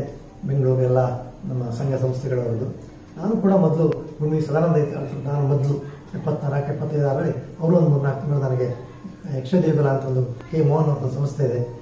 ಅದು ಪ್ರಾರಂಭ ಆದಾಗ ನಾವು ಎಲ್ಲ ಒಟ್ಟೊಟ್ಟಿಗೆ ಇದ್ದವರು. ಆ ಟೈಮಲ್ಲಿ ಅವರು ಹೇಳ್ಕೊಡೋ ನನಗೂ ಕೂಡ ಎಲ್ಲ ಹೇಳ್ಕೊಟ್ಟಿದ್ದಾರೆ. ಸಂಪರ್ಕ ಎಲ್ಲ ಇತ್ತು ಯಕ್ಷಗಾನ ಇಲ್ಲಿ ಹವ್ಯಾಸಗಳ ಜೊತೆಯಲ್ಲಿ. ಈಗ ನೋಡಿ ಸರ್, ಆಗಲೇ ನೀವು ಹೇಳಿದ್ರಿ ಈಗ 600-700 ವರ್ಷಗಳದ್ದು. ಈಗ ಯಕ್ಷಗಾನದ ಹುಟ್ಟು ಒಂದೊಂದು ರೀತಿ ನಮ್ಮಲ್ಲಿ ಟೋಟಲ್ ಒಂದು 4-5 ನಮೂನೆಯ ಇದುಂಟು. ಕೆಲವರು ದೇವದಾಸಿ ಪದ್ಧತಿಯಿಂದ ಬಂದದ್ದು ಅಂತ ಹೆಚ್ಚಿನವರು ಹೇಳ್ತಾರೆ. ಇನ್ನು ಕೆಲವರು ಪಡೇನಿ ಅಥವಾ ಬೇರೆ ಆ ಕೇರಳದ ಇದರಿಂದ ಬಂತು ಅಂತ ಆ ಉಲ್ಲೇಖಗಳು ಇದೆ. ಇನ್ನು ಕೆಲವರು ಅದೇ ನೀವು ಹೇಳಿದಾಗೆ ದಾಸ ಪರಂಪರೆಯಿಂದ ಬಂದದ್ದು ಅಂತ ಹೇಳ್ತಾರೆ. ಇದಕ್ಕೆಲ್ಲ ನಮಗೆ ಯಾವುದಕ್ಕೂ ಏನು ಪಕ್ಕಾ ಪ್ರೂಫ್ ನಮಗೆ ಸಿಗುವುದಿಲ್ಲ. ಕೇವಲ ಒಬ್ಬೊಬ್ಬರು ಒಂದೊಂದು ಊಹೆಗಳನ್ನು ಮಾಡಿಕೊಂಡು ಅಂತ ಹೇಳಿ ಆಗ್ತದೆ. ಈಗ ನಾವು ಇದನ್ನು ಯಾವ ರೀತಿ ಅಂದ್ರೆ ಹುಟ್ಟು ಹೇಗೆ ಅಂತ ನಾವು ಇದು ಮಾಡುದು? ಈಗ ಸಾಹಿತ್ಯದ ಉದಾಹರಣೆ ತಗೊಂಡ್ರೆ ಪಗರಣಗಳಿದ್ವು. ಪಗರಣ ಅಂದ್ರೆ ಪ್ರಕರಣ, ಸಂಸ್ಕೃತ ಪಗರಣ ಅಂತ ಹೇಳಿ. ಆಮೇಲೆ ವೇಷದ ಆಟಗಳು ಕೆಲವೆಲ್ಲ ಇದರಲ್ಲೂ ಕೂಡ ಉಲ್ಲೇಖಗಳೆಲ್ಲ ಬರ್ತವೆ ನಮ್ಮ ಬೇರೆ ಬೇರೆ ಕಾವ್ಯ ಕೃತಿಗಳಲ್ಲೆಲ್ಲ. ಅಂದ್ರೆ ಮೂಲತಃ ಯಕ್ಷಗಾನ ನಾವೇಂದ್ವಿ ನಮ್ಮ ಅಂಗಳದಲ್ಲೇ ಹುಟ್ಕೊಂಡು ತಿಳ್ಕೊಳ್ಳೋದಲ್ಲ. ಯಕ್ಷಗಾನ ಅಥವಾ ಅದಕ್ಕೆ ಸರಿಯ ಸಂವಾದಿಯಾಗಿರ್ತಕ್ಕಂಥ ಬೇರೆ ಕಲೆಗಳಿದೆ. ತಮಿಳುನಾಡಿನಲ್ಲಿ ಬೀದಿ ನಾಟಕಮು ಮತ್ತೆ ಯಕ್ಷಗಾನಮು ಅಂತ ಇವ್ರು ಕರೀತಾರೆ. ತೆಲುಗಿನಲ್ಲಿ ಸುಗ್ರೀವವಿಜಯಮು ಅಂತಕ್ಕಂಥದ್ದು ಅದು ಕೂಡ 1500 ಕಾಲದ್ದು ಅಂತ ಹೇಳಿ ಅದ್ರ ಬಗ್ಗೆ ನಮಗಿಂತ ಮೊದಲೇ ಸುಬ್ಬಾರಾವ್ ಅಂತಕ್ಕಂಥವ್ರು ಒಬ್ರು ಪ್ರಬಂಧವನ್ನ ಬರೆದಿದ್ದಾರೆ. ಅಂದ್ರೆ ಆಂಧ್ರ, ಕರ್ನಾಟಕ, ತಮಿಳುನಾಡು, ಅದೇ ಕೇರಳದಲ್ಲಿ ಆಟ ಕೂಡಿ ಆಟ, ತಂಪು ಆಟ ಅಂತ ಆಟ. ಹೌದು, ಅದು ಮಹಾರಾಷ್ಟ್ರದಲ್ಲೂ ಇದೆ, ಗೋವಾದಲ್ಲೂ ಇದೆ. ಅಲ್ಲ, ಅದೆಲ್ಲ ಮಹಾರಾಷ್ಟ್ರದ ಅನಂತರ ಬಂತು. ಅವರದ್ದು ನಮ್ಮಲ್ಲಿ ಹೋಗಿ ಬಂದದ್ದು, ಸಾಂಗ್ಲಿ ದೊರೆಗಳಲ್ಲಿ ನಮ್ಮಲ್ಲಿ ಹೋಗಿ ಬಂತು. ಈ ಅಂದ್ರೆ ದ್ರಾವಿಡ ಪ್ರದೇಶ ಇದೆಯಲ್ಲ, ಈಗ ನೋಡಿ ನಾವು ಕನ್ನಡ ಅಂತ ಹೇಳ್ತೀವಲ್ಲ, ಮೂಲತಃ ಕನ್ನಡ 2,000 ವರ್ಷದ ಈಚೆಗಿನದು. ಅದಕ್ಕಿಂತ ಮೊದಲೇನಿತ್ತು? ಅದಕ್ಕಿಂತ ಮೊದಲಂದ್ರೆ ಈ 4 ದಕ್ಷಿಣ ಭಾರತವನ್ನ ದ್ರಾವಿಡ ಭಾಷಾ, ದ್ರಾವಿಡ ಪ್ರದೇಶ ಅಂತ ಕರಿತಾ ಇದ್ರು. ದ್ರಾವಿಡ ಭಾಷೆ, ದ್ರಾವಿಡ, ದ್ರಮಿಳ, ತಮಿಳ್ ಅಂತೇಳಿ ಆಯ್ತು. ನಾವೇನಾದ್ರೂ ಅಂದ್ರೆ ದ್ರಾವಿಡದಿಂದ ಒಂದು ಕವಲಾಗಿ ನಾವು ತೆಲುಗು ಮತ್ತೆ ನಮ್ಮ ಕನ್ನಡದ ಸುಮಾರು ಒಟ್ಟೊಟ್ಟಿಗಿದ್ದೀವಿ ನಾವು. ಆಮೇಲೆ ಮಲಯ ಪ್ರದೇಶದಲ್ಲಿ ಇರ್ತಕ್ಕಂಥ ಬೆಟ್ಟ ಪ್ರದೇಶದಲ್ಲಿ ಮಲಯಾಳಂ ಆಮೇಲೆ ಬೇರೆ ಆಯ್ತು. ಹಾಗೆ ತುಳು ಪ್ರದೇಶ ಅಂತಕ್ಕಂಥ ತುಳುನಾಡು, ತುಳು ಆಯ್ತು. ಈ ಪಂಚದ್ರಾವಿಡ ಭಾಷೆಗಳು ಹೇಗೆ ಒಂದೇ ಭಾಷೆಯಿಂದ ಬಂತೋ ಅದೇ ರೀತಿ ನಮ್ಮ ಈ ಯಕ್ಷಗಾನವೂ ಕೂಡ ಯಾವುದೋ ಒಂದು ಮೂಲ ಕಲೆಯಿಂದ ಬಂತು. ಹೆಚ್ಚಾಗಿ ಆಂಧ್ರ ಮತ್ತು ನಮ್ಮ ಇದಕ್ಕೆ ತುಂಬ ಸಂಪರ್ಕ ಇದೆ. ಅದೇ ತೆರಕೂತು ಅಥವಾ ಮತ್ತೆ ಕೂಡಿಯಾಟಂ ಅವೆಲ್ಲ ಒಟ್ಟೊಟ್ಟಿಗೆ ಸಂಪರ್ಕ ಇದೆ. ಹಾಗೆ ಭಾಷೆ ಸಂಪರ್ಕ ಅದೇ ಥರ ಸಂಪರ್ಕ ಇದೆ. ಈ ನಮ್ಮ ಮೂಡ್ಲುಪಾಯದ ವೇಷಭೂಷಣಕ್ಕೂ ತೆರಕೂತು ವೇಷಭೂಷಣಕ್ಕೂ ತುಂಬ ಹತ್ರ ಇದೆ. ಅದನ್ನೆಲ್ಲ ನೋಡಿದ ಏನಿಸ್ತದೆ, ಇವೆಲ್ಲ ಯಾವುದೋ ಒಂದು ಮೂಲದಿಂದ ಬಂದಿದೆ. ಅವರವರು ಅಲ್ಲಲ್ಲಿ ಪ್ರದೇಶಕ್ಕೆ ಸರಿಯಾಗಿ ಹೇಗೆ ಭಾಷೆಗಳು ಭಿನ್ನ ಭಿನ್ನವಾಯ್ತೋ ಇದು ಕೂಡ ಭಿನ್ನ ಭಿನ್ನವಾಗಿದೆ ಅಷ್ಟೇ ಹೊರತು ಇಂಥದ್ರಿಂದ ಹುಟ್ಟು ಇದೇ ಮೊದಲು ಹುಟ್ಟು ಇದು ಆಮೇಲೆ ಹುಟ್ಟು ಅಂತ ಹೇಳುವಂತ ತಪ್ಪದು. ಎಲ್ಲ ಒಂದೇ. ಅದು ಹುಟ್ಟಿದ ಬೇರೆ ಬೇರೆಯವರು ಅಲ್ಲಲ್ಲಿಯ ಕಲಾವಿದರ ಸಾಮರ್ಥ್ಯ, ಪ್ರೇಕ್ಷಕರು ಅದನ್ನ ಆಸ್ವಾದಿಸಿದ ರೀತಿ, ಅದಕ್ಕೆ ಸಿಕ್ಕಿದ ಪ್ರೋತ್ಸಾಹ, ಕಡೆಗೆ ಅದು ಬೆಳೆದು ಬಂದು ಅದಕ್ಕೊಬ್ಬರು ಆಶ್ರಯ ಕೊಟ್ಟಂತವನು. ಈ ಕೆಲವು ಕಡೆ ರಾಜರ ಆಶ್ರಯ ಕೊಟ್ಟರು, ಕೆಲವು ಕಡೆಗೆ ಕೆಲವು ದೇವಸ್ಥಾನ ಆಶ್ರಯ ಕೊಡ್ತು, ಕೆಲವು ಊರಿನ ಸಂಘ ಸಂಸ್ಥೆಗಳ ಆಶ್ರಯ ಕೊಟ್ಟು ಇತ್ತೀಚೆಗೆ ಇದೆಲ್ಲವೂ ಬೆಳೆದು ಬಂತು. ನಮ್ಮಲ್ಲಿ ಏನಾಯ್ತು, ಕರಾವಳಿ ಮತ್ತು ಮಲೆನಾಡಿನಲ್ಲಿ ತುಂಬಾ ಶ್ರೀಮಂತವಾಯ್ತು ಕಲೆ. ಯಾಕೆ ಕೇಳಿದ್ರೆ ಹಳೆ ಮೈಸೂರಿನಲ್ಲಿಯೂ ಕೂಡ ಈ ಮೂಡಲಪಾಯ ಯಕ್ಷಗಾನ ಅಂತ ಏನು ಹೇಳ್ತಿರಲ್ಲ ಅದಕ್ಕೂ ಮತ್ತೆ ನಮ್ಮ ಈಗ ಯಕ್ಷಗಾನ ಮೂಡಲಪಾಯ ಪಡವಲಪಾಯ ಅಂತ ಎರಡು ಮಾಡ್ತಾರೆ. ಅದೇ ದೊಡ್ಡಾಟ ಗಿಡ್ಡಾಟ ಎಲ್ಲ ಒಂದು ರೀತಿ ಸ್ವಲ್ಪ ಇನ್ನೂ ಕೂಡ ಇಷ್ಟು ಅದಕ್ಕೆ ಪ್ರಸಂಗದ ಆಧಾರ ಆಗಲಿ ಈ ರೀತಿ ಎಲ್ಲ ಇಲ್ಲ. ಇವ್ರಿಗೆ ಹಾಗಲ್ಲ, ಪ್ರಸಂಗದ ಆಧಾರದ ಮೇಲೆ ಕಟ್ಟಿಕೊಡ್ತಾರೆ ಅದನ್ನು. ಅವರಲ್ಲಿ ಬೇರೆ ನಾಟಕದ ಟೈಪಲ್ಲಿ ಬರ್ತದೆ ದೊಡ್ಡಾಟ. ಮತ್ತೆ ಕೃಷ್ಣ ಪಾರಿಜಾತ ಅದು ಇನ್ನೊಂದು ಆರಾಧನೆಯ ಕಲೆ. ಅದು ಕೃಷ್ಣ ಪಾರಿಜಾತ ವೇಷಗಳೆಲ್ಲ ಬಂದು ಬೇರೆ ರೀತಿ ಬರ್ತದೆ. ಈ ಮೂಡಲಪಾಯ ಮತ್ತು ಪಡವಲಪಾಯ ಅಂತ ಏನು ವಿದ್ವಾಂಸರು ಕರೀತಾರಲ್ಲ ಅದಕ್ಕೆ ಮೂಲ ಯಾವುದೋ ಒಂದರಿಂದ ಬಂತು. ಈ ಪ್ರದೇಶದವ್ರು ಇದನ್ನ ಇಟ್ಕೊಂಡ್ರು, ಆ ಪ್ರದೇಶದನ್ನು ಬೆಳೆಸಿದ್ರು. ನಮ್ಮಲ್ಲಿ ಯಾಕೆ ಬೆಳೀತು ಕೇಳಿದ್ರೆ ನಮ್ಮಲ್ಲಿ ವಿದ್ಯೆ ಜಾಸ್ತಿ ಬಂತು, ವಿದ್ಯಾವಂತರು ಪ್ರವೇಶ ಮಾಡಿದ್ರು. ನಮ್ಮಲ್ಲೂ ಕೂಡ 100-120 ವರ್ಷದ ಕೆಳಗೆಲ್ಲ ಕೂಡ ಅನೇಕ ಬಗೆಯ ಅಸಂಬದ್ಧಗಳು ಹೇಗೆ ಇವತ್ತು ಮೂಡಲಪಾಯದಲ್ಲಿ ಕಾಣ್ತದಲ್ಲ ಆ ರೀತಿಯ ಒಂದು ಶುದ್ಧ ಇರಲಿಲ್ಲ, ಗ್ರಾಮ್ಯವಾಗೇ ಇತ್ತು. ಆದರೆ ಆವಾಗ ಅಲ್ಲಲ್ಲಿ ಕೆಲವರು ಅದಕ್ಕೆ ಪರಿಷ್ಕಾರವನ್ನು ಕೊಟ್ಟರು, ಕೆಲವು ವಿದ್ಯಾವಂತರು ಕೊಟ್ಟರು. ಈಗ ಸಭಾವಂದನೆ ಅಥವಾ ಸಭಾ ರಕ್ಷಣೆ ಅಂತಕ್ಕಂಥ ಇಲ್ಲೂ ಕೂಡ ಇದೆ, ಆದರೆ ಅದನ್ನು ಪರಿಪಾಲನೆ ಮಾಡೋದಿಲ್ಲ. ನಮ್ಮಲ್ಲಿ ಅದನ್ನು ಪರಿಪಾಲನೆ ಮಾಡಿದ್ರು, ನಮ್ಮಲ್ಲಿ ಅದನ್ನು ಮತ್ತೆ ಬೆಳೆಸಿದ್ರು. ಆ ಸಭಾವಂದನೆ ಇನ್ನಷ್ಟು ಗಟ್ಟಿ ಕಟ್ಟಿದ್ರು, ಅದಕ್ಕೊಂದು ಫ್ರೇಮ್ ಚೆನ್ನಾಗಿ ಹಾಕಿದ್ರು. ನಮ್ಮ ಮತ್ತೆ ವೇಷದಲ್ಲಿ ತುಂಬ ಪರಿಷ್ಕಾರ ಮಾಡಿದ್ರು, ವೇಷಭೂಷಣದಲ್ಲಿ ತುಂಬ ಪರಿಷ್ಕಾರ ಮಾಡಿದ್ರು. ಮತ್ತೆ ಕುಣಿತದಲ್ಲಿ, ಮಾತುಗಾರಿಕೆ ಯಾಕೆ ಇದಾಯ್ತು ಹೇಳಿದ್ರೆ ನಮ್ಮಲ್ಲಿ ವಿದ್ಯಾವಂತರು ಹರಿದಾಸರು ಬಂದದ್ರಿಂದ ಮಾತುಗಾರಿಕೆ ಬೆಳೀತು. ಇವತ್ತು ಅರ್ಥಗಾರಿಕೆ ತಾಳ್ಮದ್ದೆಲ್ಲ ಯಾಕೆ ಒಂದು ಸ್ಪಷ್ಟವಾಗಿ ಬೆಳೀತು ಹೇಳಿದ್ರೆ ಬಿಕಾಸ್ ಎಲ್ಲ ವಿದ್ಯಾವಂತರು ಬಂದರು. ಇಲ್ಲಿ ಅವ್ರು ಬರಲೇ ಇಲ್ಲ. ಇಲ್ಲಿ ಏನಾಯ್ತು ಅಂದ್ರೆ ವೃತ್ತಿ ನಾಟಕ ಭೂಮಿ ಬಹಳ ಖ್ಯಾತಿ ಪಡೆದ್ಬಿಡ್ತು. ಅದನ್ನ ಜನ ನೋಡ್ಲಿಕ್ಕೆ ಶುರು ಮಾಡಿದ್ರು. ಆ ವೃತ್ತಿ ನಾಟಕ ಭೂಮಿ ಜೊತೆಗೆ ಸಿನಿಮಾ ಬಂದ್ಬಿಡ್ತು. ಆಮೇಲೆ ಎಲ್ಲ ಸಿನಿಮಾಕ್ಕೆ ಹೋಗ್ಬಿಟ್ರು. ಈಗ ಸಿನಿಮಾದ ಬಗ್ಗೆ ಇಲ್ಲಿ ಇರುವಷ್ಟು ಕೈಯಾಲಿ ನಮ್ಮಲ್ಲಿ ಸಿನಿಮಾ ಬಗ್ಗೆ ಇಲ್ಲ. ನಾವು ಸಿನಿಮಾ ಕಲಾವಿದರನ್ನ ಅಷ್ಟೊಂದು ಸೌತ್ ಕೇಂದ್ರದವರು ಆರಾಧಿಸುವುದಿಲ್ಲ. ಇವತ್ತು ರಾಜ್ಕುಮಾರ್ನು ಕೂಡ ಗೌರವಿಸ್ತೀವಿ, ಆದರೆ ಇವರು ಆರಾಧನೆ ಮಾಡಿದ್ರೆ ನಾವು ಆರಾಧನೆ ಮಾಡೋದಿಲ್ಲ. ಕಾರಣ ಇವರಿಗೆ ಇದನ್ನು ತಿಳಿದು ನಾವು ಯಕ್ಷಗಾನ ಇಟ್ಕೊಂಡ್ವಿ, ನಮ್ಮ ಪರಂಪರೆಯ ಕಲೆಯನ್ನು ಇಟ್ಕೊಂಡ್ವಿ. ಯಕ್ಷಗಾನ ಪಾರಂಪರಿಕವಾದಂಥ ನಮ್ಮ ಕಲೆ ನಮಗೆ ದೊಡ್ಡದಾಯಿತು, ಅದನ್ನು ನಮ್ಮಲ್ಲಿ ಬೆಳೀತು. ಅದರಿಂದ ಏನಾಯ್ತು, ಈಗ ತುಂಬ ಬೆಳೆದವರು ಒಂದು ಕಡೆ, ಇನ್ನೂ ಇದ್ದವರೇ ಒಂದು ಕಡೆ ಆಯಿತು. ಇವ್ರು ಕೆರೆ ಈಗ ಹಳ್ಳಿಯವರು ಈಗಲೂ ಕೂಡ ಸಿನಿಮಾ ನೋಡ್ತಾರಷ್ಟೇ ಹೊರತು ಯಕ್ಷಗಾನ ನೋಡೋದಿಲ್ಲ ಅಥವಾ ಮೂಡಲಪಾಯ ನೋಡೋದಿಲ್ಲ, ವ್ಯತ್ಯಾಸ ಅಷ್ಟೇ. ಹಾಗಂದ್ಕೊಂಡು ನಾವೇ ಅದನ್ನು ಮಾಡಿದ್ವಿ, ನಮ್ಮದೇ ದೊಡ್ಡದು ನಮ್ಮದೇ ಶ್ರೇಷ್ಠ ಅಂತ ನಾವು ವಾದ ಮಾಡಬಾರ್ದು. ಕರೆಕ್ಟ್. ಈಗ ನೋಡಿ ಸರ್, ಏನು ಛಂದೋಬದ್ಧವಾದ ಪದರಚನೆ ನಮ್ಮ ಯಕ್ಷಗಾನದಲ್ಲಿ ಇರುವಂಥದ್ದು. ಆದರೆ ಕೆಲವರೆಲ್ಲ ಹೇಳುವುದನ್ನು ನಾನು ಕೇಳಿದ್ದೇನೆ, ಅಂದರೆ ಮುದ್ದಣ್ಣನ ಪದ ಬಹಳ ಕಷ್ಟ, ಅದೊಂಥರ ತುಂಬ ಕಬ್ಬಿಣದ ಕಡಲೆ, ಅದು ರಂಗಕ್ಕೆ ನಾವು ಪದ್ಯ ಹೇಳಲಿಕ್ಕೆ ಕಷ್ಟ ಆಗ್ತದೆ ಅಂತೆಲ್ಲ. ಇದರ ಬಗ್ಗೆ ನಿಮ್ಮ ಒಂದು ಅಭಿಪ್ರಾಯ ಏನು ಸರ್? ಈಗ ಅಲ್ಲಿ ಕವಿಯಾದವನ ಸಾಮರ್ಥ್ಯದ ಮೇಲೆ ಛಂದಸ್ಸು ಪದಬಂಧ ಎಲ್ಲ ಇರ್ತದೆ. ಹೌದು. ಮತ್ತೆ ಮುದ್ದಣ್ಣ ಬರೆದರೂ ಕೂಡ ನೀವು ಒಂದು ಯಕ್ಷಗಾನ ಪ್ರಸಂಗ ಸಕ್ಸಸ್ ಆಗಬೇಕಾದ್ರೆ ಅದು ರಂಗದಲ್ಲೇ ಇದೆ. ಕರೆಕ್ಟ್. ನಾನು ಓದಿ ಬರಿಬೋದು, ಎಲ್ಲ ಮಾಡ್ಬೋದು, ಅದೇನಾಗಿದೆ ಬರೀ ಪುಸ್ತಕದಲ್ಲಿ ಉಳಿತದೆ, ಅದಲ್ಲ. ಇಲ್ಲಿ ರಂಗಕ್ಕೆ ಆಗೋದು ಮುಖ್ಯ. ಈಗ ಪಾರ್ಥಸುಬ್ರ ಅಂತ ಕವಿ ಇವನು ನೋಡಿ ನಿಮ್ಮ ಜಲ ಸಮೀಪರಿ ತುಂಬ ಸರಳವಾದ ಪದ್ಯ, ಆದರೆ ಅದು ರಂಗದಲ್ಲಿ ಭಾಗವತ ಹಾಡಿದಾಗ ಅದು ಎಷ್ಟು ಪ್ರಭಾವ ಬೀರುತ್ತೆ. ಸಹಜ ಸ್ವಭಾವೋಕ್ತಿ ಅಂತಕ್ಕಂಥದ್ದು ಒಂದು ಶಕ್ತಿ ಆಗ್ತದೆ. ಕಠಿಣವಾದ ಪದಬಂಧ ಹಾಕಿದ ಕೂಡಲೇ ಒಂದು ಶ್ರೇಷ್ಠ ಯಕ್ಷಗಾನ ಪ್ರಸಂಗ ಆಗೋದಿಲ್ಲ. ಅದು ಅಲ್ಲಿ ಸರಾಗವಾಗಿ ಭಾಗವತನ ಹಾಡುಗಾರಿಕೆಗೆ ಹೋಗಬೇಕು, ಅಲ್ಲಿನ ತಾಳ ಪ್ರಧಾನವಾಗಿದ್ದು ಕುಣಿತಕ್ಕೂ ಕೂಡ ಅದು ಸಹಕಾರಿಯಾಗಬೇಕು. ವೈವಿಧ್ಯಮಯವಾದ ಕುಣಿತವನ್ನು ತೋರಿಸ್ಲಿಕ್ಕಲ್ಲಿ ಅವಕಾಶ ಇರಬೇಕು. ಆಮೇಲೆ ಅಲ್ಲಿ ಕೊಡ್ತಾನಲ್ಲ ಪದ್ಯವನ್ನು ಆಧಾರವಾಗಿ ಇಟ್ಕೊಂಡು ಅವನು ಮಾತು ಬೆಳೆಸ್ತಾನೆ. ಯಾರು ನಮ್ಮ ಕರೆಕ್ಟ್. ಇಲ್ಲಾದ್ರೆ ಆಗಲ್ಲ. ನಿಮ್ಮ ಮೂಡ್ಲಪಾಯದಲ್ಲಿ ಆಗಿಲ್ಲ, ಬರೀ ಪ್ರಿಂಟೆಡ್ ಇರುತ್ತೆ, ಅದ್ರ ಬಾಯ್ಪಾಠ ಮಾಡ್ತಾರೆ. ನಮ್ದು ಆಗಲ್ಲ. ನಮ್ದು ಆಶುಭಾಷಣವೇ ನಮ್ಮ ಶಕ್ತಿ. ಇವತ್ತು ಯಕ್ಷಗಾನಕ್ಕೆ ನಾವು ಯಾಕೆ ಅಷ್ಟೊಂದು ಜನ ದುಂಬಾಲು ಬೀಳ್ತೀವಿ, ಯಾಕಂದ್ರೆ ಆಸೆ ಮಾಡ್ತೀವಿ ಕೇಳಿದ್ರೆ ಒಂದೊಂದು ದಿವಸ ಒಂದೊಂದು ಥರ. ಇವತ್ತು ಆಡಿದ ಕೃಷ್ಣಾರ್ಜುನ ಕಾಳಿಗೆ ನಾಳೆ ಬೇರೆ ಥರ ಇರುತ್ತೆ. ಇವತ್ತು ಮಾಡಿದ ಕರ್ಣ ಪರ್ವೇ ಒಬ್ಬ ಪಾತ್ರಧಾರಿ ಚೇಂಜ್ ಆದರೆ ಅಥವಾ ಅದೇ ಪಾತ್ರಧಾರಿ ಇದ್ರೂ ಕೂಡ ನಾಳೆ ಇನ್ನೊಂದು ರೀತಿ ಅವನ ಮೂಡ್ ಮೇಲೆ ಹೋಗಿರುತ್ತೆ. ಕರೆಕ್ಟ್. ಅವನ ಅರ್ಥ, ಅವನ ಕುಣಿತ, ಅವನ ಹಾಡು ಎಲ್ಲವೂ ಕೂಡ ಆ ಗಳಿಗೆಗೆ ಸೃಷ್ಟಿಯಾಗ್ತಕ್ಕಂಥದ್ದು. ಇದನ್ನ ಕವಿಯಾದನ್ನು ಮನಸ್ಸಲ್ಲಿ ಇಟ್ಕೋಬೇಕು ಅವನು. ಮತ್ತೆ ನಾನು ಪ್ರಬಂಧದ ಸ್ಟಡಿ ಮಾಡಿದಾಗ ಹೇಳಿದೆ, ಮತ್ತೆ ಪ್ರತಿಯೊಂದು ಪ್ರಸಂಗದಲ್ಲಿ ಸಕ್ಸಸ್ ಆದ ಪ್ರಸಂಗ ಎಲ್ಲ ಯಾಕೆ ಸಕ್ಸಸ್ ಆದ ಕೇಳಿದ್ರೆ ಒಂದು ರಸಗಟ್ಟಿ ಇಟ್ಕೊಂಡಿರ್ತಾನೆ.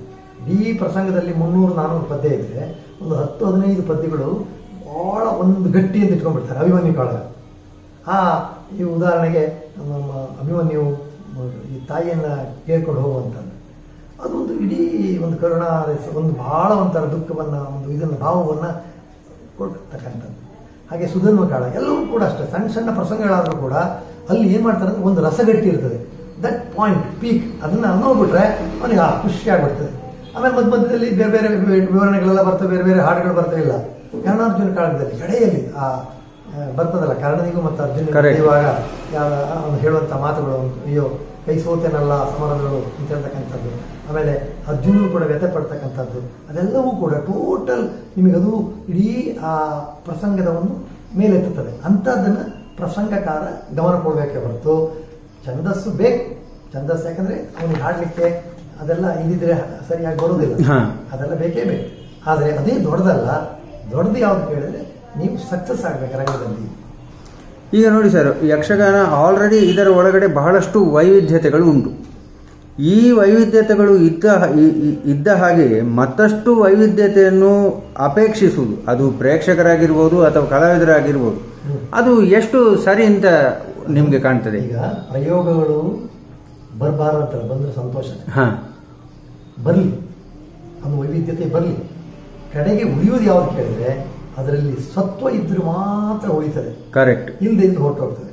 ಉದಾಹರಣೆಗೆ ಶಿವರಾಮ ಕಾರಂತರು ಬೇಲೆ ತಂದರು. ಬೇಲೆ ತಂದಾಗ ಆಗ್ಲೂ ವಿರೋಧ ಇತ್ತು. ಆದ್ರೆ ಅವ್ರು ಹೇಳಿದ್ರೆ ನನ್ನ ಉದ್ದೇಶ ಬೇರೆ ಅಂತಂದ್ರು. ಅದು ಉಳಿತದ ಉಳಿಲಿಲ್ವಾ ಅನ್ನೋದು ಕಾಲ ನಿರ್ಧಾರ ಮಾಡೋದು. ಕರೆಕ್ಟ್. ಕರ್ನಾಟಕದಲ್ಲಿ ಅದು ಅವ್ರ ಕಾಲ ನಂತರ ಕಮ್ಮಿ ಮನಸ್ಸು ಈಗ ಪುನಃ ಮತ್ತೆ ಶುರು ಮಾಡಿದ್ದಾರೆ. ನಮ್ಮ ಶ್ರೀನಿವಾಸ ಮತ್ತು ಮಾಲಿನಿ ಮಲ್ಲೆ ಸೇರಿ ಮಾಡಿದ್ದಾರೆ. ಅದು ಕೂಡ ಹೊರಗಡೆ ಹೋಗಿ ಸಕ್ಸಸ್ ಆಗಬೇಕು. ಅಂದ್ರೆ ಅದರ ಲಿಮಿಟ್ ಏನಾಯ್ತು ಅಲ್ಲಿಗೆ, ಅದರಿಂದ ಏನು ಎಫೆಕ್ಟ್ ಏನಾಗಲಿಲ್ಲ. ಹೌದು, ಯಕ್ಷಗಾನಕ್ಕೆ ಏನು ಎಫೆಕ್ಟ್ ಆಗಿಲ್ಲ. ಅದು ಜನ ಆಗ ಇವರು ಹಾಳು ಮಾಡಿದ್ರು, ಕೊಲೆ ಮಾಡಿದ್ರು ಅಲ್ಲ, ಅದನ್ನ ಹಾಗೆ ಮುಂದಕ್ಕೆ ಹೋಗ್ಬೇಕಾಗಿಲ್ಲ. ಯಾವುದೇ ಒಬ್ಬ ಪ್ರಯೋಗ ಮಾಡಲಿ, ಅವ್ನು ಪಾಡಿಗೆ ಮಾಡ್ಕೋತಾನೆ. ಆ ಪ್ರಯೋಗ ಮುಂದಿನವರಿಗೆ ಮಾರ್ಗ ಆಗ್ತದೆಯೇ ಅನ್ನೋದು ಮುಖ್ಯ. ಅದು ಈಗ ಪ್ರಯೋಗ ಸಕ್ಸಸ್ ಆದ್ರೆ ಅದು ಅಳವಡಿಕೆ ಆಗ್ತದೆ, ಅದು ಮಾರ್ಗ ಆಗ್ತದೆ. ಫೇಲ್ಯೂರ್ ಆದ್ರೆ ಅದು ಕೂಡ ಒಂದು ಮಾರ್ಗವೇ. ಅಂತ ಪ್ರಯೋಗ ಮಾಡಬಾರ್ದು ಅಂತ ನಮಗೆ ಗೊತ್ತಾಗ್ತದೆ, ಸ್ವಾಭಾವಿಕ ಗೊತ್ತಾಗುತ್ತೆ. ಯಾವಾಗಲೂ ಕೂಡ ಪ್ರಯೋಗವೂ ಕೂಡ ಆ ಜನವೂ ಆಶಿಸಿದ್ದು, ಆ ಸಂಸ್ಕೃತಿ ಅದನ್ನ ಪರಿಪೋಷಿಸಿದ್ರೆ ಮಾತ್ರ ಅದು ಉಳಿತದೆ. ಕರೆಕ್ಟ್. ಇಲ್ಲಿದ್ದು ಉಳಿಯುವುದಿಲ್ಲ. ಈಗ ನಮ್ಮಲ್ಲಿ ಮೊದಲಿಗೆ ಕನ್ನಡ ಸಾಹಿತ್ಯದಲ್ಲಿ ಚಂಪು ಕಾವ್ಯ ಬಂತು. ಹಳೆಗನ್ನಡದಲ್ಲೆಲ್ಲ ಅದು ಮುಂದೆ ಷಟ್ಪದಿ, ಕನ್ನಡದ ಛಂದಸ್ಸಿನಲ್ಲಿ ಷಟ್ಪದಿ ಬಂತು. ಷಟ್ಪದಿ ಜನಪ್ರಿಯವಾದಷ್ಟು ಚಂಪು ಕಾವ್ಯಗಳು. ಪಂಪ ದೊಡ್ಡ ಕವಿ, ಮಹಾಕವಿ. ಆದರೆ ಕುಮಾರವ್ಯಾಸನಷ್ಟು, ಜೈಮಿನಿ ಭಾರತ ಬರೆದಂತ ಲಕ್ಷ್ಮೀಶನಷ್ಟು ಪಾಪ್ಯುಲರ್ ಆಗಲಿಲ್ಲ ಜನರಲ್ಲಿ. ಯಾತಕ್ಕೆ ಕೇಳಿದ್ರೆ ಇಲ್ಲಿ ಈ ಪ್ರಯೋಗ ಹೊಸದಾಗಿ ಮಾಡಿದ ಮುಂದೆ ನಡುಗನ್ನಡಕ್ಕೆ ಬಂದಾಗ ಇಲ್ಲಿಯ ಛಂದಸ್ಸನ್ನ ಇಟ್ಟುಕೊಂಡು ಬಾಮಿನಿಯಲ್ಲೋ ವಾರ್ಧಕದಲ್ಲೋ ಅವು ಮಾಡಿದಾಗ, ಅದನ್ನ ಗಮಕದಲ್ಲಿ ಹಾಡಿದಾಗ ಅದನ್ನೇ ನಮ್ಮ ಇವರು ಎಷ್ಟೋ ಜನ ಕುಮಾರವ್ಯಾಸನಿಗೆ ಮತ್ತು ನಾನು ಅದನ್ನು ಕೂಡ ನಮ್ಮ ಪ್ರಬಂಧದಲ್ಲಿ ನಾನು ಹೇಳಿದ್ದೀನಿ.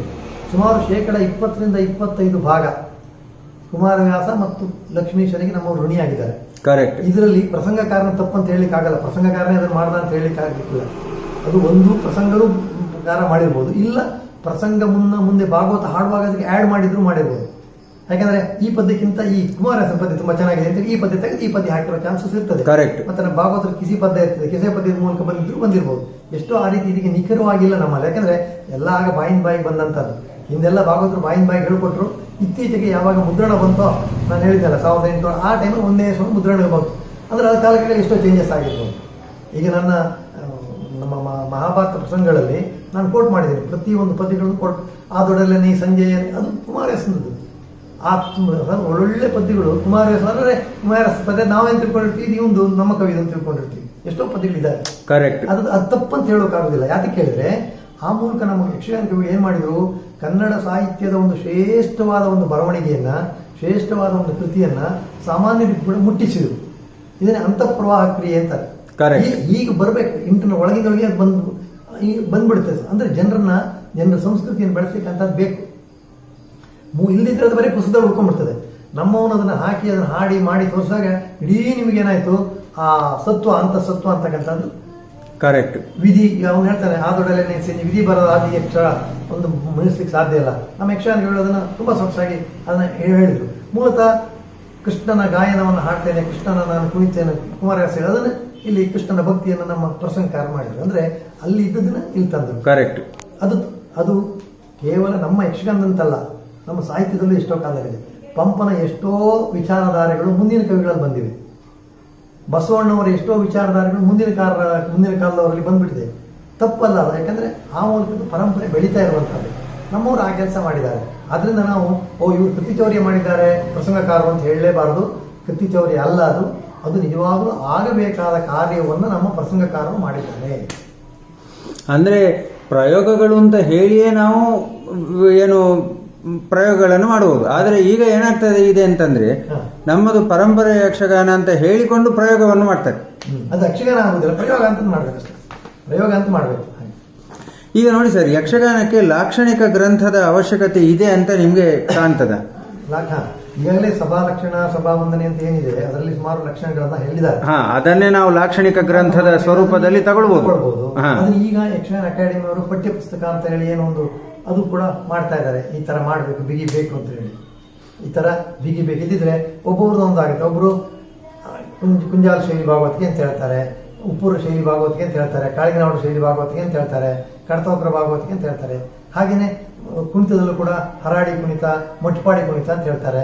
ಬಡ ಬಡಗನಲ್ಲಿಯೂ ಕೂಡ ನಿಮ್ಮ ಕೆರೆಮನೆಯವ್ರದ್ದು ಬೇರೆ, ಹಾಗೆ ಮೂಡ್ಕಣಿಯವ್ರದ್ದು ಅವ್ರದ್ದೊಂದು ಬೇರೆ. ಈ ರೀತಿಯೆಲ್ಲ ಬೇರೆ ಬೇರೆ ಬೇರೆ ಶೈಲಿಗಳಿದ್ದಾವೆ. ಇಲ್ಲೂ ಕೂಡ ಮೂಡಲ್ಪಾಯದಲ್ಲೂ ಕೂಡ ಬೇರೆ ಬೇರೆ ಶೈಲಿ ಇದ್ದಾವೆ. ಅರಳುಗುಪ್ಪೆಯವ್ರದೇ ಒಂಥರ ಶೈಲಿ ಇದೆ. ಆಮೇಲೆ ಬೇರೆ ಅರಸೀಕೆರೆ ತಾಲೂಕಿನ ಅಲ್ಲೋರ್ನಷ್ಟು ಕಡೆ ಇದೆ. ಅದೇ ಕೇಳಿಕೆ ಅಂತೇಳಿ ಕೋಲಾರ ಕಡೆ ಇದೆ, ಮಧುಗಿರಿಗಿರಿಗಿರಲ್ಲ ಕೇಳಿಕೆ, ಅದೇ ಒಂಥರ ಸ್ಟೈಲ್ ಬೇರೆ. ಅವ್ರಲ್ಲೂ ಈಗ ಬೇರೆ ಬೇರೆ ವೆರೈಟಿ ಇದೆ. ಇದೆಲ್ಲ ನಿವಾರಿಸಿ ಒಂದು ಸಮಗ್ರತೆ ತರ್ಬೋದು, ಮಾಡ್ಬೋದು. ಇದು ಮಾಡ್ಬೇಕಾದವ್ರು ಯಾರು?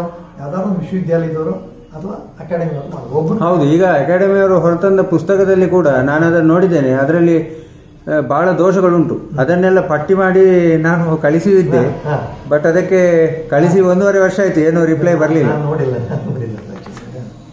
ಅಲ್ಲ ಅಂದ್ರೆ ನಾನೊಂದು ಮಾಹಿತಿ ಕೇಳಿ. ಅಂದ್ರೆ ನೋಡಿ, ಇನ್ನೊಂದು, ಈಗ ನಾವು ಲಾಕ್ಷಣಿಕ ಗ್ರಂಥ ಮಾಡಿದ್ದು ಅಂತಾನೂ ಇಟ್ಟುಕೊಳ್ಳಿ. ಲಾಕ್ಷಣಿಕ ಗ್ರಂಥ ಮಾಡಿದ್ರೆ ಕೂಡ ತನ್ನ ಅಸ್ತಿತ್ವವನ್ನು ಉಳಿಸ್ಕೊಳ್ಬೇಕು ಅಂತ ಆದಾಗ ನಾವು ಅದಕ್ಕೆ ಕಟ್ಟು ಬಿದ್ದು ಮಾಡಬೇಕಾಗ್ತದೆ. ನಾವು ಬದಲಾವಣೆ ಅಥವಾ ಈ ಕಾಲಕ್ಕೆ ತಕ್ಕ ಹಾಗೆ ಪರಿಷ್ಕರಣೆ ಯಾವುದು ಮಾಡ್ಲಿಕ್ಕೆ ಆಗುದಿಲ್ಲ. ಆಗ ಕಲೆ ಉಳಿಯುವುದಾದ್ರೂ ಹೇಗೆ? ಮ್ಯೂಸಿಯಂ ಮೋಸ್ಟು ಆಗ್ಬಿಡುತ್ತೆ. ಅದಕ್ಕೆ ನೀವು ಲಾಕ್ಷಣ ಮಾಡಿದ್ರು ಕೂಡ ಲಕ್ಷಣದ ಪಾಡಿ ಲಕ್ಷಣ ಇರ್ತದೆ, ಇದ್ರ ಪಾಡಿ ಇರುತ್ತೆ. ಜನ ಮತ್ತೆ ಕಲಾವಿದ, ಪ್ರತಿಭಾವಂತ ಕಲಾವಿದ ಬಂದು ಅವನಿಗೆ ಇನ್ನಷ್ಟು ಮೆರುಗನ್ನು ಕೊಡ್ಲಿಕ್ಕೆ ಸಾಧ್ಯ.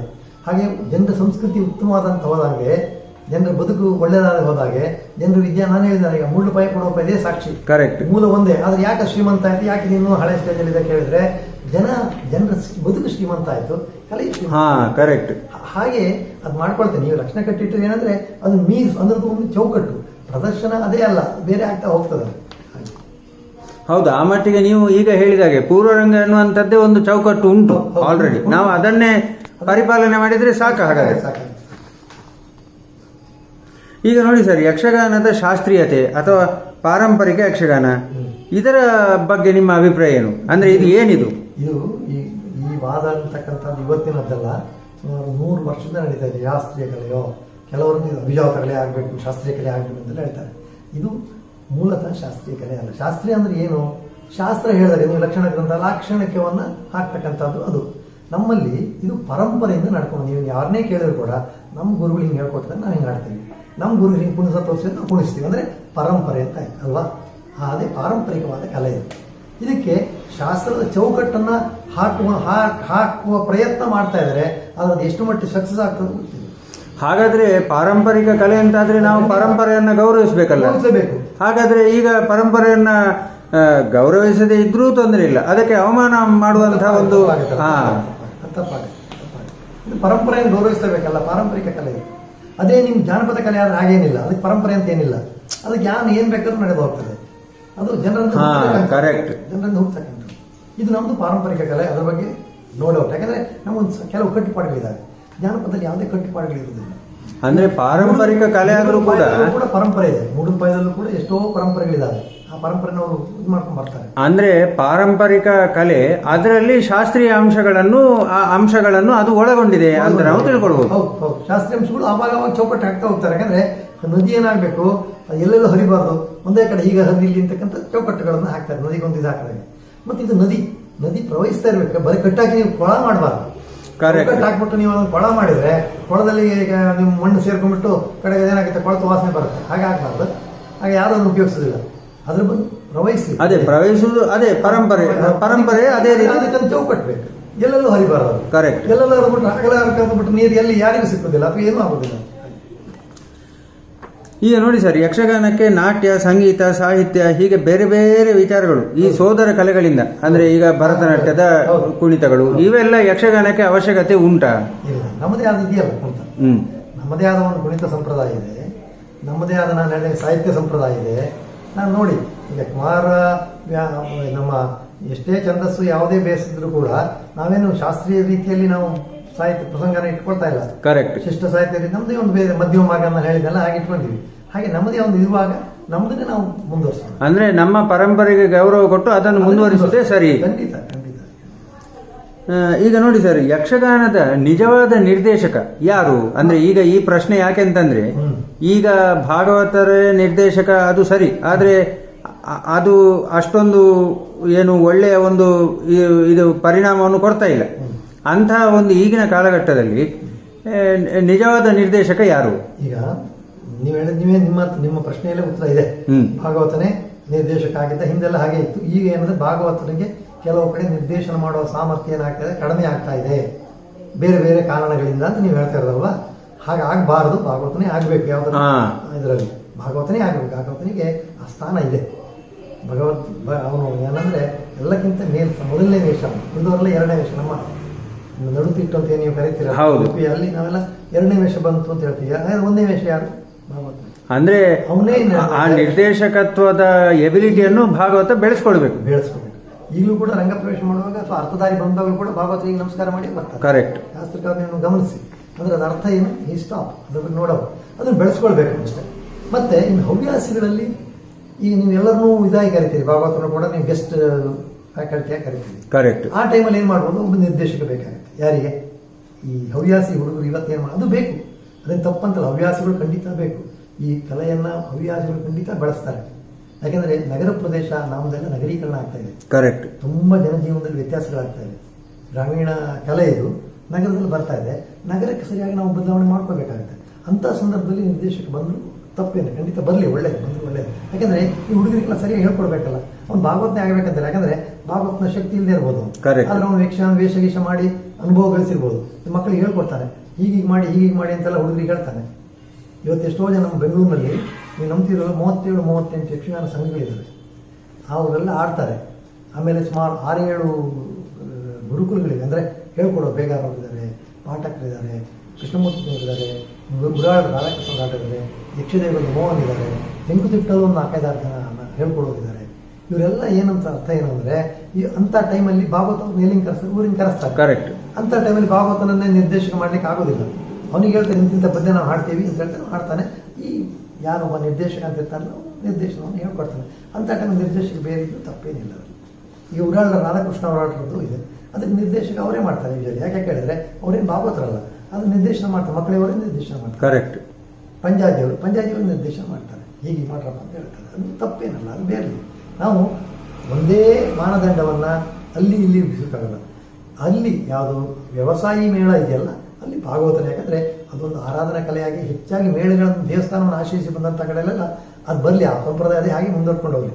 ಆಗ ಒಂದು ಗೌರವ ಘನತೆ ಉಳಿತದೆ. ಇಲ್ಲಿ ಈ ರೀತಿ ಮಾಡೋಣ. ಈಗ ನೋಡಿ ಸರ್, ನಿಮ್ಮ ಅನಿಸಿಕೆಯಲ್ಲಿ ಒಂದು 20-30 ವರ್ಷಗಳಲ್ಲಿ ಯಕ್ಷಗಾನ ಕ್ಷೇತ್ರದಲ್ಲಿ ಏನೆಲ್ಲ ಮಾರ್ಪಾಡುಗಳು ಕಂಡು ಬಂದಿದೆ? ಅಂದ್ರೆ ನಾಟ್ಯದಲ್ಲಿ, ಬಣ್ಣದಲ್ಲಿ, ವೇಷಭೂಷಣದಲ್ಲಿ, ಹಿಮ್ಮೇಳ, ಸಾಹಿತ್ಯ ಎಲ್ಲ ಒಟ್ಟಿಗೆ. ಈಗ ಸಾಹಿತ್ಯದಲ್ಲಿ ಹೌದು, ಮುಖ್ಯವಾಗಿ ಸಾಹಿತ್ಯದಲ್ಲೇ ತಗೊಳ್ಳೋಣ. ಹೌದು, ಸುಮಾರು ಜನ ಬರೀತಾ ಇದ್ದಾರೆ. ಮೊದಲು ನಾವೀಗ ಹಲಸಂಗಿ ನರಸಿಂಹಶಾಸ್ತ್ರಿ ಇರ್ಬೋದು, ಹೊಟ್ಟೆಂಡಿ ರಾಮಭಟ್ಟ ಇರ್ಬೋದು, ಅವರೆಲ್ಲ ಆಗಿನ ಕಾಲದ ಮೇಳಗಳಿಗೆ ತಕ್ಕ ಹಾಗೆ ಬರೀತಾ ಇದ್ರು. ಹೌದು. ಸುಮಾರು 1950ರವರೆಗೆ ಅದೇ ನಡ್ಕೊಂಡು ಬಂತು. 50 ನೀತಿಗೆ ಹಾಗೆ ವಿದ್ಯಾವಂತರು ಬಂದರು. ಪ್ರಸಂಗಗಳ ಕವಿಗಳಾಗಿದ್ದವರು ಕೂಡ ಪ್ರಸಂಗ ಬರೆದುಕೊಳ್ಳಿಕ್ಕೆ ಶುರು ಮಾಡಿದರು. ಅದಕ್ಕೆ ಸರಿಯಾಗಿ ಡೇರೆ ಮೇಳಗಳು ಬಂತು. ಡೇರೆ ಮೇಳಗಳಿಗೆ ಈ ಪೌರಾಣಿಕ ಪ್ರಸಂಗಗಳು ಅವರಿಗೆ ಅವರ ಬಿಸ್ನೆಸ್ ವ್ಯಾವಹಾರಿಕ ಇದಕ್ಕೆ ಅನುಕೂಲ ಆಗಲಿಲ್ಲ. ಅಂಥ ಟೈಮಲ್ಲಿ ಹೊಸ ಹೊಸ ಪ್ರಸಂಗಗಳು ಹುಟ್ಕೊಂಡು ಆಗ ಬೇರೆ ಬೇರೆ ಬೇರೆ ಪ್ರಸಂಗಕಾರರು, ಅದಕ್ಕಾಗಿಯೇ ಬಂದಂಥ ಪ್ರಸಂಗಕಾರರು ಬಂದರು. ಹೌದು, ಆ ಪ್ರಸಂಗಕಾರರು ಡೈರಿ ಮೇಳದ ಅವಶ್ಯಕತೆಗೆ ಅನುಕೂಲವಾಗಿ ಅಥವಾ ವ್ಯಾವಹಾರಿಕ ಉದ್ದೇಶದಿಂದ ಪ್ರಸಂಗಗಳನ್ನು ರಚನೆ ಮಾಡಿದರು. ಮಾಡಬಾರದಂತಲ್ಲ, ಮಾಡಲಿ. ಎಲ್ಲಿಯೂ ಕೂಡ ಯಾವ ಒಂದು ಬೇಸ್ ಇದೆ, ಒಂದು ತಳ ಇದೆ, ಅದರ ಮೇಲೆ ಅವರು ಮಾಡಿದ್ರೆ ಆಯಿತು. ಅದು ಆ ರೀತಿ ಬದಲಾವಣೆ ಆಗಿದೆ. ಆಮೇಲೆ ಡೇರಿ ಮೇಳ ಆದಮೇಲೆ ನೆಕ್ಸ್ಟ್ ಮುಂದೆ ಯಾವ್ದು ಬಂತು ನಮ್ಮಲ್ಲಿ, ಕೆಲವು ಈಗ ಹವ್ಯಾಸಿಗಳು ಬಂತು. ಈಗ ಹವ್ಯಾಸಿಗಳು ಹೆಚ್ಚಾಗಿ ಪೌರಾಣಿಕ ಪ್ರಸಂಗನೇ ಮಾಡ್ತಾ ಇದ್ದಾರೆ. ಆದರೆ ಪೌರಾಣಿಕ ಪ್ರಸಂಗ ಮಾಡಿದ್ರು 1.5-2 ಗಂಟೆ ಸರಿ ಮಾಡ್ತಾರೆ. ಈ ನಮ್ಮ ಪ್ರಸಂಗಗಳು 4ರಿಂದ 5 ಗಂಟೆವರೆಗೆ, ಹೌದು, 200-300 ಪದ್ಯ ಇರುವಂತದ್ದು ಮಾಡಬೇಕು, ಅದನ್ನು 2 ಗಂಟೆಗೆ ಹೇಗೆ ಇಳಿಸಬೇಕು ಅನ್ನೋ ಬಗ್ಗೆ. ಆದ್ದರಿಂದ ಕೆಲವರು ಏನು ಮಾಡಿದ್ರು, ಪ್ರಸಂಗಗಳು ಬೇರೆ ಬರೋದು. ಹೌದು, ಉದಾಹರಣೆಗೆ ಇವಾಗ ನಮ್ಮ ಇವ್ರದ್ದು ಕಾರ್ಕಳ ಶ್ರೀನಿವಾಸ ಭಟ್ರು ವೀರವರ್ಷ ಸೇನೆ ಬರೆದದ್ದು ಕರ್ಣಪುರದ ಒಂದು ಭಾಗದ ಕಥೆ, ಅದು ಅಥವಾ ನಮ್ಮ ಮಹಾಭಾರತದ ಒಂದು ಘಟನೆ. ಅದನ್ನೇ ವೀರವರ್ಷ ಸೇನೆ ಪ್ರಸಂಗ ಅಂದರೆ ಯಾರು ಮಕ್ಕಳಿಗೋಸ್ಕರ.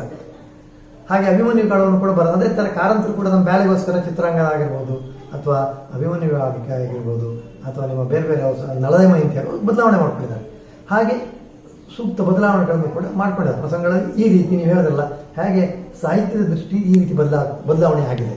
ಇವತ್ತು ಕೂಡ ಇವರಿಗೆ ಹವ್ಯಾಸಿಗಳಿಗೆ ಬೇಕಾದಂತಹ ಪ್ರಸಂಗಗಳು ಅಲ್ಲಿಂದ ಕಟ್ ಮಾಡಿಯೂ ಕೂಡ ಕೆಲವರು ಸಂಕಲನ ರೂಪ, ಅದನ್ನು ನಾವು ಸಂಗ್ರಹ ಅಂತೀವಿ. ನಮ್ಮ ಸಾಹಿತ್ಯದಲ್ಲೂ ಇದೆ. ಈಗ ಹರಿಶ್ಚಂದ್ರ ಕಾವ್ಯನ ಯಾರು ಇಡೀ ಕಾವ್ಯ ಓದಲ್ಲ, ಯಾಕಂದ್ರೆ ತುಂಬಾ ದೊಡ್ಡ ಬಲ್ಕಿ. ಅದು ಹರಿಶ್ಚಂದ್ರ ಕಾವ್ಯ ಸಂಗ್ರಹ ಓದ್ಬಿಡ್ತಾರೆ. ಪಂಪನ ಆದಿಪುರಾಣ ಅಥವಾ ವಿಕ್ರಮಾರ್ಜುನ ಯಾರು ಇಡೀ ಓದಲ್ಲ, ಅದನ್ನು ಸಂಗ್ರಹ ಮಾಡಿದ್ದಾರೆ. ಸಂಗ್ರಹಗಳನ್ನೇ ಓದ್ತಾ ಇರೋ ಜನ, ಯಾಕಂತಂದ್ರೆ ಅಷ್ಟು ಓದಲಿಕ್ಕೆ ಆಗುದಿಲ್ಲ. ಆ ಥರದ ಸ್ಥಿತಿ ಬಂದಿದೆ. ಇಲ್ಲೂ ಕೂಡ ಆ ರೀತಿ ಮಾಡಿದ್ದಾರೆ. ಇದು ಸಾಹಿತ್ಯದಲ್ಲಿ ನೀವೇನು ಕೇಳಿದ್ರಿ, ಅದೇ ವೇಷಭೂಷಣ ಮತ್ತು ಬಣ್ಣಗಾರಿಕೆ. ಹಿಂದೆಲ್ಲ ಸಾಂಪ್ರದಾಯಿಕವಾದಂತಹ ಅಟ್ಟೆ ಕಟ್ಟಿಕೊಳ್ಳತಕ್ಕಂಥ ನಮ್ಮ ಬಡವರಿರ್ತಾರೆ, ಅದೆಲ್ಲ ಎಷ್ಟು ಕಷ್ಟ, ತುಂಬ ಟೈಮ್ ತಗೊಳ್ತಕ್ಕಂಥದ್ದು. ಅದಕ್ಕೆಲ್ಲ ಇವತ್ತಿನ ಏನು ಆಧುನಿಕ ಸಲಕರಣೆಗಳ ಮೂಲಕ ಬದಲಾವಣೆ ಬರಲಿ. ಒಟ್ಟಲ್ಲಿ ಅದು ಯಾವುದು ಆ ಗೆಟಪ್ ಇದೆಯಲ್ಲ, ಅದು ಅದೇ ಇರಬೇಕು, ಆ ಚಂದ ಅದೇ ಇರಬೇಕು. ಈ ಚಿಕ್ಕ ಇಟ್ಕೊಳ್ಳೋ ಮತ್ತೊಂದು ಎಲ್ಲದೂ ಬದಲಾವಣೆ ಆಗಿದೆ. ಬಣ್ಣಗಳಲ್ಲಿ ಬದಲಾವಣೆ ಆಗಲೇಬೇಕು. ಯಾಕಂದ್ರೆ ನಾವು ಹಳೆಯ ಕಾಲಕ್ಕೆ ಜೋತು ಬೀಳ್ತೀವಿ. ಹೌದು, ಅಂದ್ರೆ ಅದು ಬಣ್ಣಗಳಲ್ಲೆಲ್ಲ ಬೇರೆ. ನೀವು ಹೇಳುವುದಕ್ಕೆ ಪೂರಕವಾಗಿ ಹೇಳುದು ನಾನು, ಬಣ್ಣಗಳಲ್ಲಿ ವೇಷಭೂಷಣದಲ್ಲಿ ಈಗಿನ ಸಾಮಗ್ರಿಗಳ ಲಭ್ಯತೆಯ ಮೇಲೆ ಅದು ಹೋಗ್ತದೆ ಕೆಲವೊಮ್ಮೆ. ಮತ್ತೆ ಹಳೆಯ ಬಣ್ಣಗಳಲ್ಲೂ ಕೂಡ ಆ ಒಂದು ದೀವಿಗೆ ಬೆಳಕಿಗೆ ಮ್ಯಾಚ್ ಆಗಿ ಇವತ್ತಿನ ಲೈಟಿಂಗ್ ಸಿಸ್ಟಮ್ ಚೇಂಜ್ ಇದೆ. ಇದಕ್ಕೆ ಸರಿ ಕೆಲವು ಬದಲಾವಣೆ ಮಾಡಿ ತಪ್ಪೇನಿಲ್ಲ. ಅಂದ್ರೆ ಅದನ್ನ ಯೋಚನೆ ಮಾಡಿ ಮಾಡಬೇಕು, ಅದು ಆಭಾಸ, ಅದಕ್ಕೆ ಪೂರಕವಾಗಿರ್ಬೇಕು. ಮತ್ತೆ ಈ ವೇಷಭೂಷಣದಲ್ಲಿ ನೋಡಿ, ಇವತ್ತು ಕೂಡ ಮೊನ್ನೆ ಕೂಡ ಒಬ್ಬರು ನಿಮ್ಮ ಯಕ್ಷಗಾನ ಕಡೆ ಸಂದರ್ಶನದಲ್ಲಿ ಮೂಟಬಾಯಿದವರು ಹೇಳ್ತಾ ಇದ್ರು, ಈ 15 kg ಬಾರದ್ದು 10 kg ಬಾರದ್ದು ಕಿರೀಟನ ಇಟ್ಕೊಳ್ಳೋದು ಬಹಳ ಕಷ್ಟ ಅಂತ ಹೇಳಿ ಅವ್ರನ್ನೂ ಮರದ ಕಿರೀಟನ ಇಟ್ಕೊತಾ ಇದ್ದಾರೆ.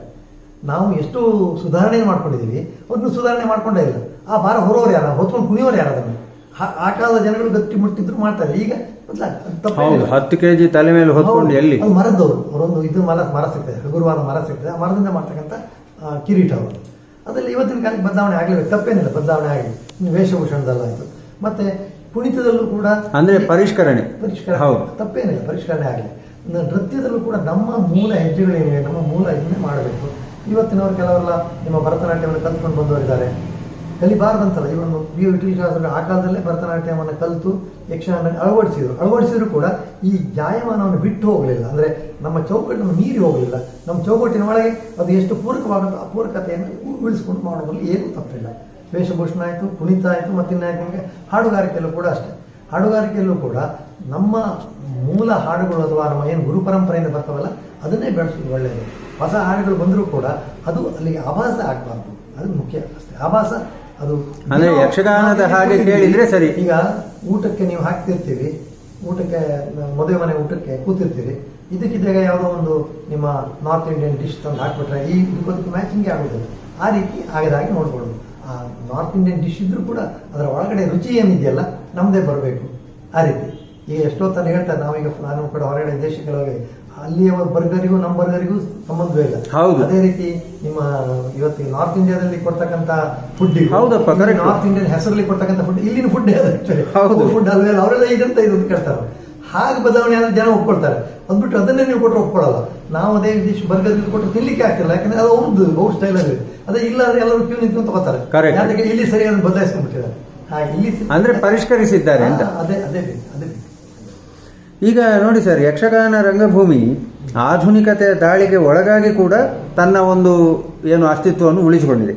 ಇನ್ನು ಮುಂದಕ್ಕೆ ಇದೇ ರೀತಿ ಒಳ್ಳೆಯ ರೀತಿಯಲ್ಲಿ ಬೆಳಿಬೇಕು ಅಂತಾದ್ರೆ ಇನ್ನೂ ಏನಾದರೂ ಮಾರ್ಪಾಟುಗಳು ಮಾಡಬೇಕಾದಂಥ ಅವಶ್ಯಕತೆ ಉಂಟಾ, ಅಥವಾ ನಮ್ಮ ಪರಂಪರೆಯನ್ನು ನಾವು ಏನು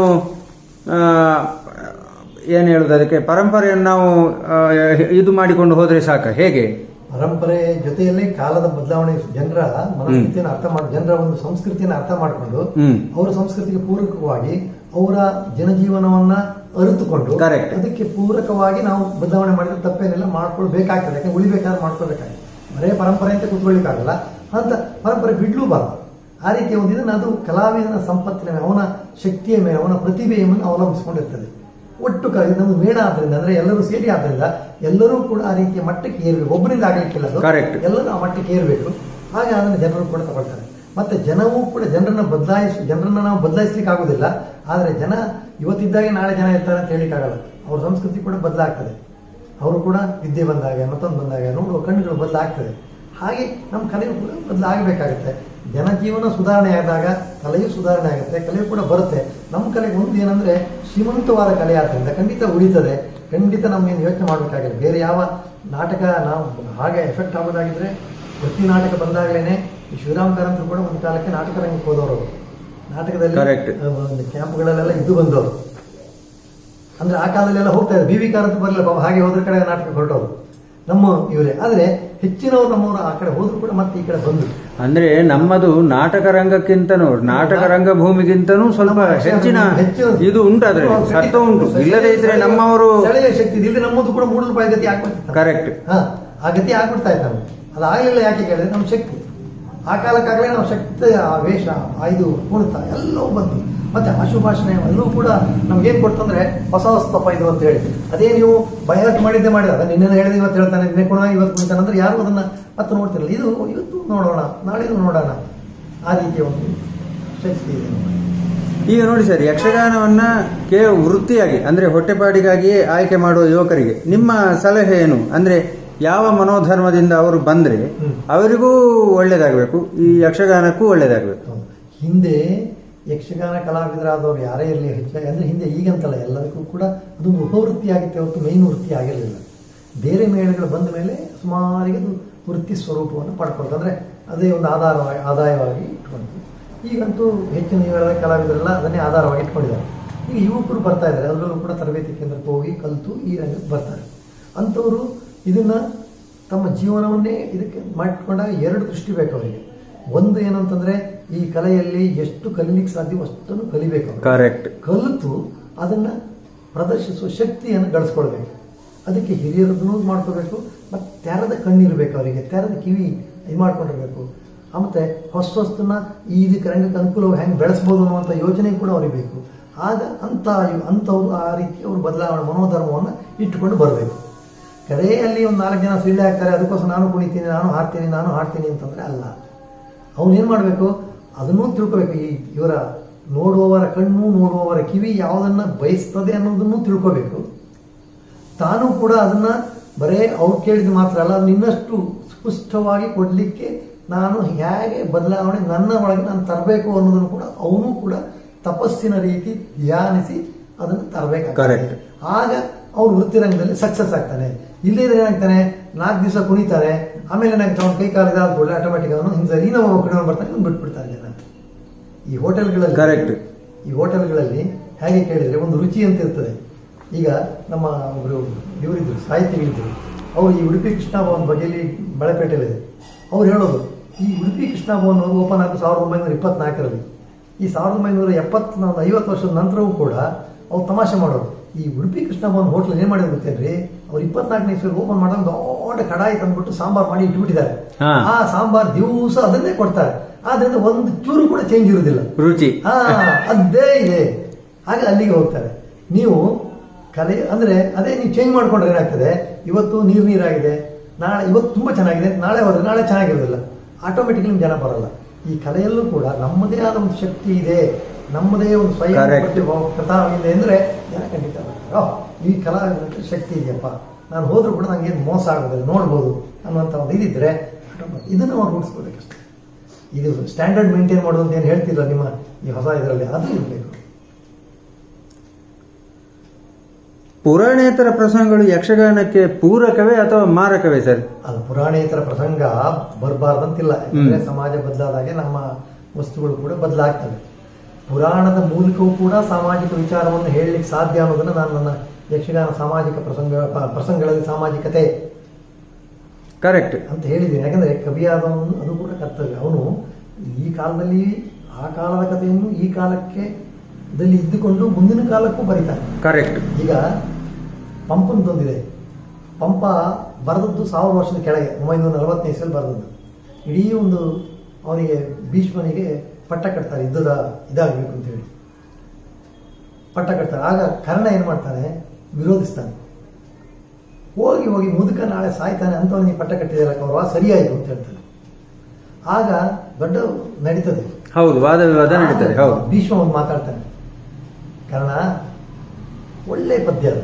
ನಿನಗೆ ನಿಜೇಶನ ನಚ್ಚು, ಆಮೇಲೆ ತೋಳ್ಬಲ, ಪೊಡರ್ಪು, ಕಲಿತನದ ಉರುಕು, ಯೌವನದ ಸೊಕ್ಕು ನಿನ್ನಗುಂಟು ನನಗಿಲ್ಲಪ್ಪ, ನಾನು ಮುದುಕ. ಆದರೆ ಸೂಳ್ ಪಡೆಯಲಪ್ಪದು ಕಾಣ ಮಹಾಜಿರಂಗದು. ಯಾಕೆ ಅವಸರ ಮಾಡ್ತೀಯ, ಗಡಿಬಿಡಿ ಮಾಡ್ತೀಯ? ಸೂಳ್ ಅಂದ್ರೆ ನಿನಗೂ ಸರದಿ ಬರುತ್ತೆ, ನಿನಗೂ ಅವಕಾಶ ಬರುತ್ತೆ, ವೆಯ್ಟ್ ಮಾಡು, ಅವಸರ ಮಾಡಬೇಡ. ಸೂಳ್ ಅಂದ್ರೆ ಅದರ ಅರ್ಥ ಏನು, ನಾನು ಸಾಯ್ತೀನಿ, ನಾಳೆ ನೀನು ಈ ಸ್ಥಾನಕ್ಕೆ ಬರ್ತೀಯ, ಗಡಿಬಿಡಿ ಮಾಡಬೇಡ. ಸೂಳ್ ಇದು ಧ್ವನಿ. ಸೂಳ್ ಪಡೆಯಲಪ್ಪದು ಕಾರಣ ಮಹಾಜಿರಂಗದೋಳ್ ಅಂತಕ್ಕಂಥ ಪಂಪ ಅವತ್ತು ಹೇಳಿದ್ದನ್ನ ಇವತ್ತಿನ ನಮ್ಮ ಪೊಲಿಟಿಷಿಯನ್ಸ್ಗೂ ಹೇಳ್ಬೋದು. ಎಷ್ಟೋ ಜನ ಅವ್ನು ಕಾಲು ಹೇಳಿ ನಾನೇ ಕೂತ್ಕೋಬೇಕು ಅಂತ ಹುಡುಗರು ಅವ್ರು ಇವರೆಲ್ಲ ಗಲಾಟೆ. ಬರುತ್ತೆ, ಎಲ್ಲರಿಗೂ ಬರುತ್ತೆ, ಅವ್ರವ್ರ ಶಕ್ತಿ ಇದ್ರೆ ಒಂದೇ ಬರ್ತದೆ. ಅಲ್ಲಿ ಇದು ಆ ಕಾಲದ ಕಥೆಯಾದರೂ ಕೂಡ ಮಹಾಭಾರತ ಕಥೆ ಹೇಳಿದ್ದು ಎಷ್ಟು ವರ್ಷದ ಕೆಳಗೆ, 1000 ವರ್ಷದ ಕೆಳಗೆ. ಆದರೆ ನಾವು 1000 ವರ್ಷ ಅಂತ ಇವತ್ತಿಗೂ ಕೂಡ ಅವನ ಮಾತು ನಮ್ಗೆ ಇವತ್ತಿಗೆ ಅನ್ವಯಿಸಿ. ಈ ಪ್ರಸಂಗಕಾರ ಕೂಡ ಕಥೆಯನ್ನ ಇವತ್ತಿನ ಬದುಕನ್ನು ಮುಂದಿನ ಜನಕ್ಕೂ ಕೂಡ ತಿಳಿಸುವ ರೀತಿಯಲ್ಲಿ ಬರೆದ್ರೆ ಅದು ಉಳಿತದೆ.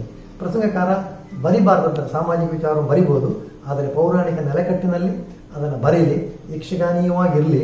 ಯಕ್ಷಗಾನ ಜನರಿಗೆ ಅದು ಯಕ್ಷಗಾನ ಅಂತ ಅನಿಸ್ಬೇಕು. ಆದರೆ ಇವತ್ತಿನ ವೈಷಮ್ಯಗಳು, ಇವತ್ತಿನ ಮೇಲು ಕೀಳು ಭಾವನೆಗಳು, ಇವತ್ತಿನ ಜಗಳಗಳು, ಇವತ್ತಿನ ಮಾನಸಿಕ ಸ್ಥಿತಿಗಳು, ಇವತ್ತಿನ ಗೊಂದಲಗಳು ಅವೆಲ್ಲ ಬರೋದು ತಪ್ಪೇನಿಲ್ಲ.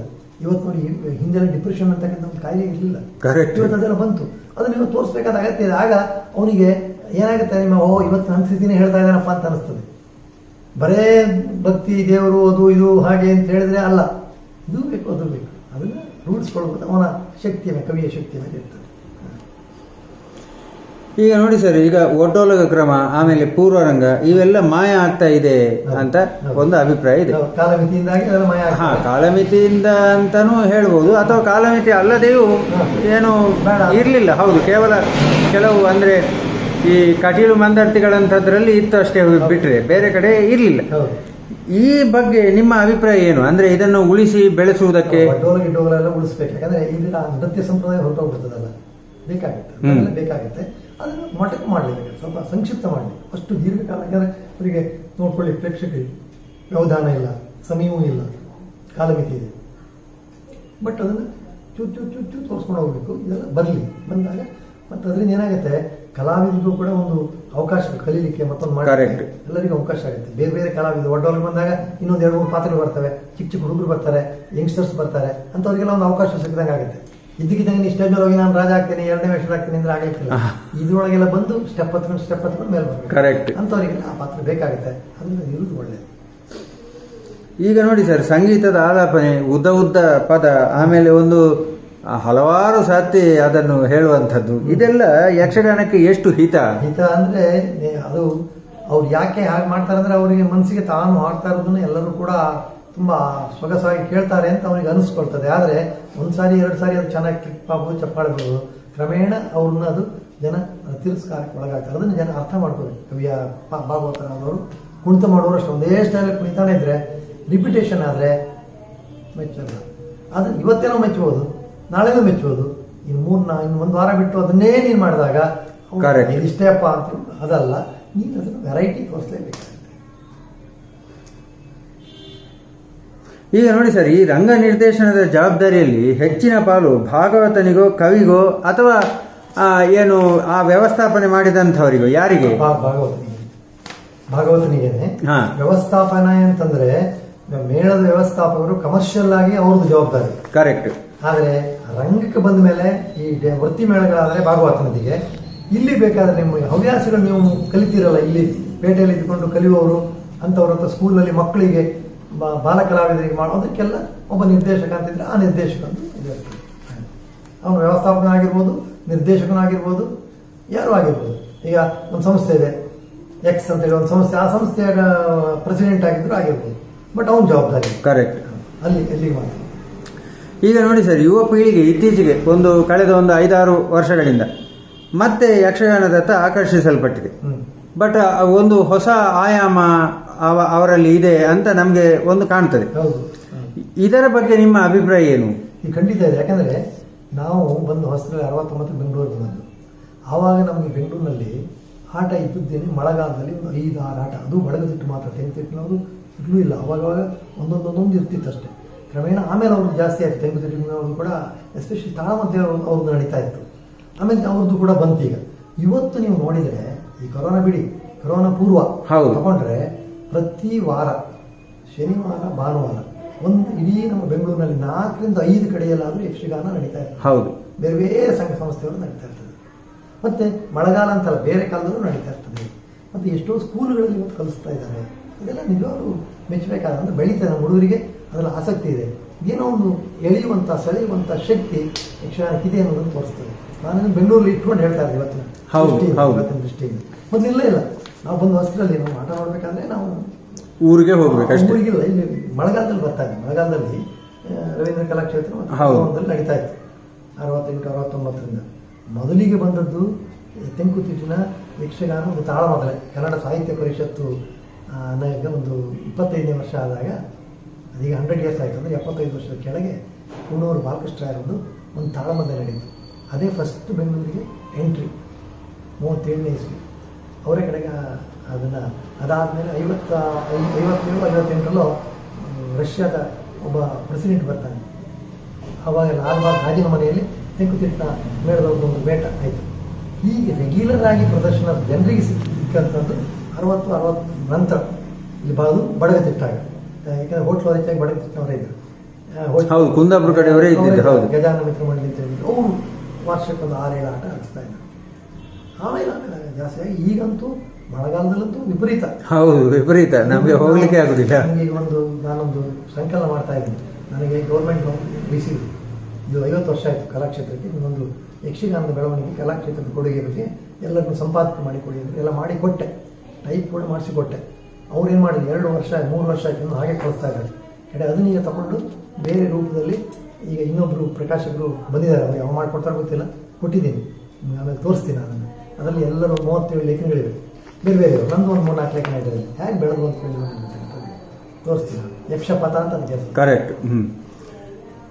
ಈಗ ನೋಡಿ ಸರ್, ಯಕ್ಷಗಾನ ವೈಭವ, ಯಕ್ಷಗಾನ ನಾಟ್ಯ ವೈಭವ, ಆಮೇಲೆ ಏನು ಎರಡೆರಡೇ ಪಾತ್ರಗಳು ಅರ್ಥ ಹೇಳುವಂಥದ್ದು, ಆಮೇಲೆ ಒಬ್ಬರೇ ವ್ಯಕ್ತಿ ಬೇರೆ ಬೇರೆ ಬೇರೆ ಬೇರೆ ಪಾತ್ರಗಳನ್ನು ಅರ್ಥ ಹೇಳುವಂಥದ್ದು, ಇವೆಲ್ಲ ಯಕ್ಷಗಾನದ ಬೆಳವಣಿಗೆಗೆ ಹೇಗೆ ಪೂರಕ?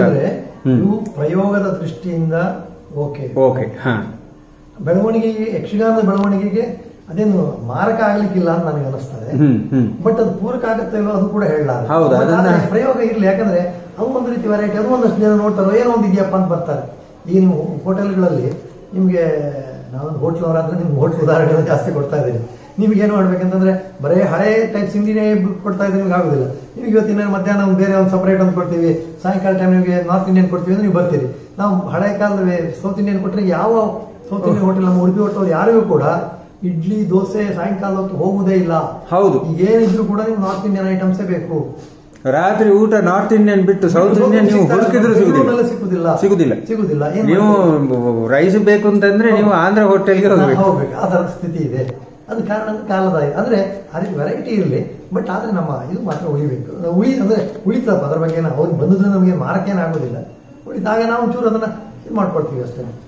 ಈಗ ನೋಡಿ ಸರ್, ಹೆಣ್ಣು ಮಕ್ಕಳ ಯಕ್ಷಗಾನ ಮತ್ತು ಮಕ್ಕಳ ಯಕ್ಷಗಾನಗಳು ಇದು ಮತ್ತು ಯಕ್ಷಗಾನವನ್ನ ಉಪವೃತ್ತಿಯಾಗಿ ಸ್ವೀಕರಿಸುವವರ ಬಗ್ಗೆ.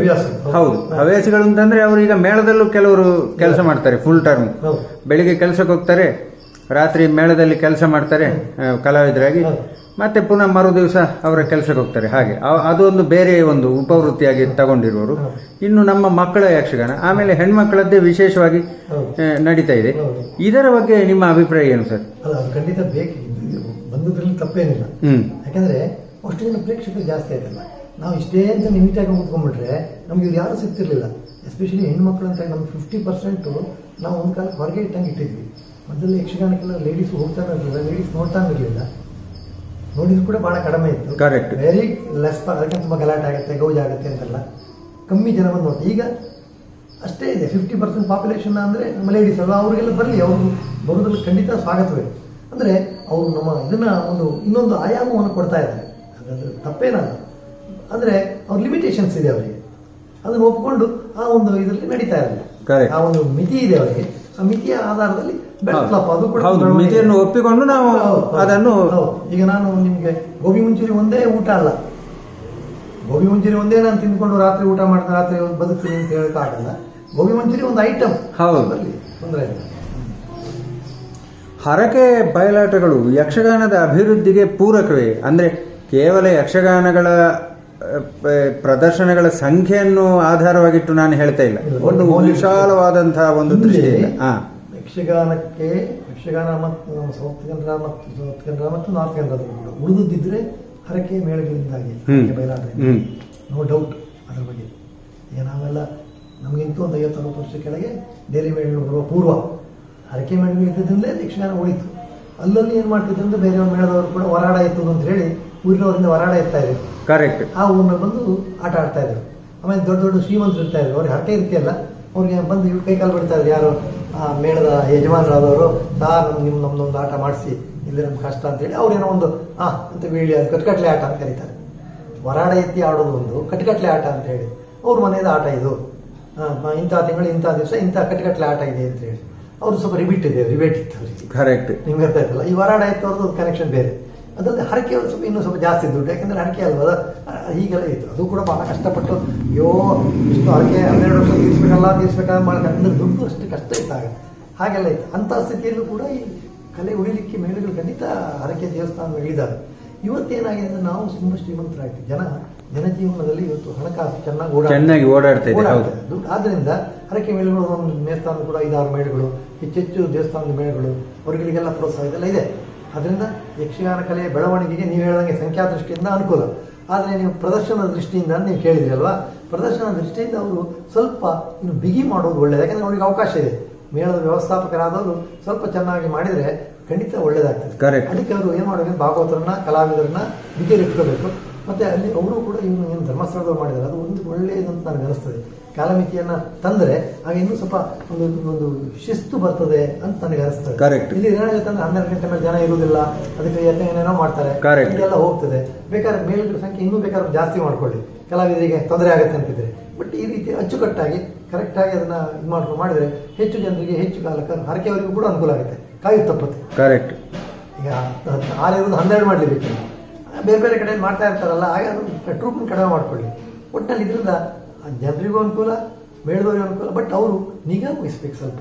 ಬರೇ ಹರಕೆ ಆಟ ಹೆಂಗೋ ನಡೆದೋಗುತ್ತೆ, ಬ್ಯಾಂಡು ಪಟಾಕಿ ಇದ್ರೊಳಗೆ ಅಲ್ಲ. ಅದಕ್ಕಿಂತ ಹೌದಾ, ಬ್ಯಾಂಡು ಪಟಾಕಿ ಬಗ್ಗೆ ನಿಮ್ಮ ಅಭಿಪ್ರಾಯ ಎಂತ? ಖಂಡಿತ ಒಳ್ಳೇದಲ್ಲ.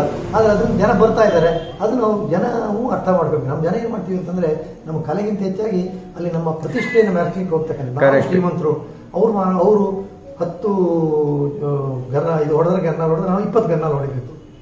ಅವರು ಮಲ್ಲಿಗೆ ಮಾಲೆ ಇಷ್ಟು ತಂದ್ಬಿಟ್ರೆ ನಾವು ಇಷ್ಟು ಮಾಡಬೇಕು. ಅವರು ಇಡ್ಲಿ ತಿಂಡಿ ಕೊಟ್ಬಿಟ್ರೆ ನಾವು ಊಟ ಕೊಡಬೇಕು.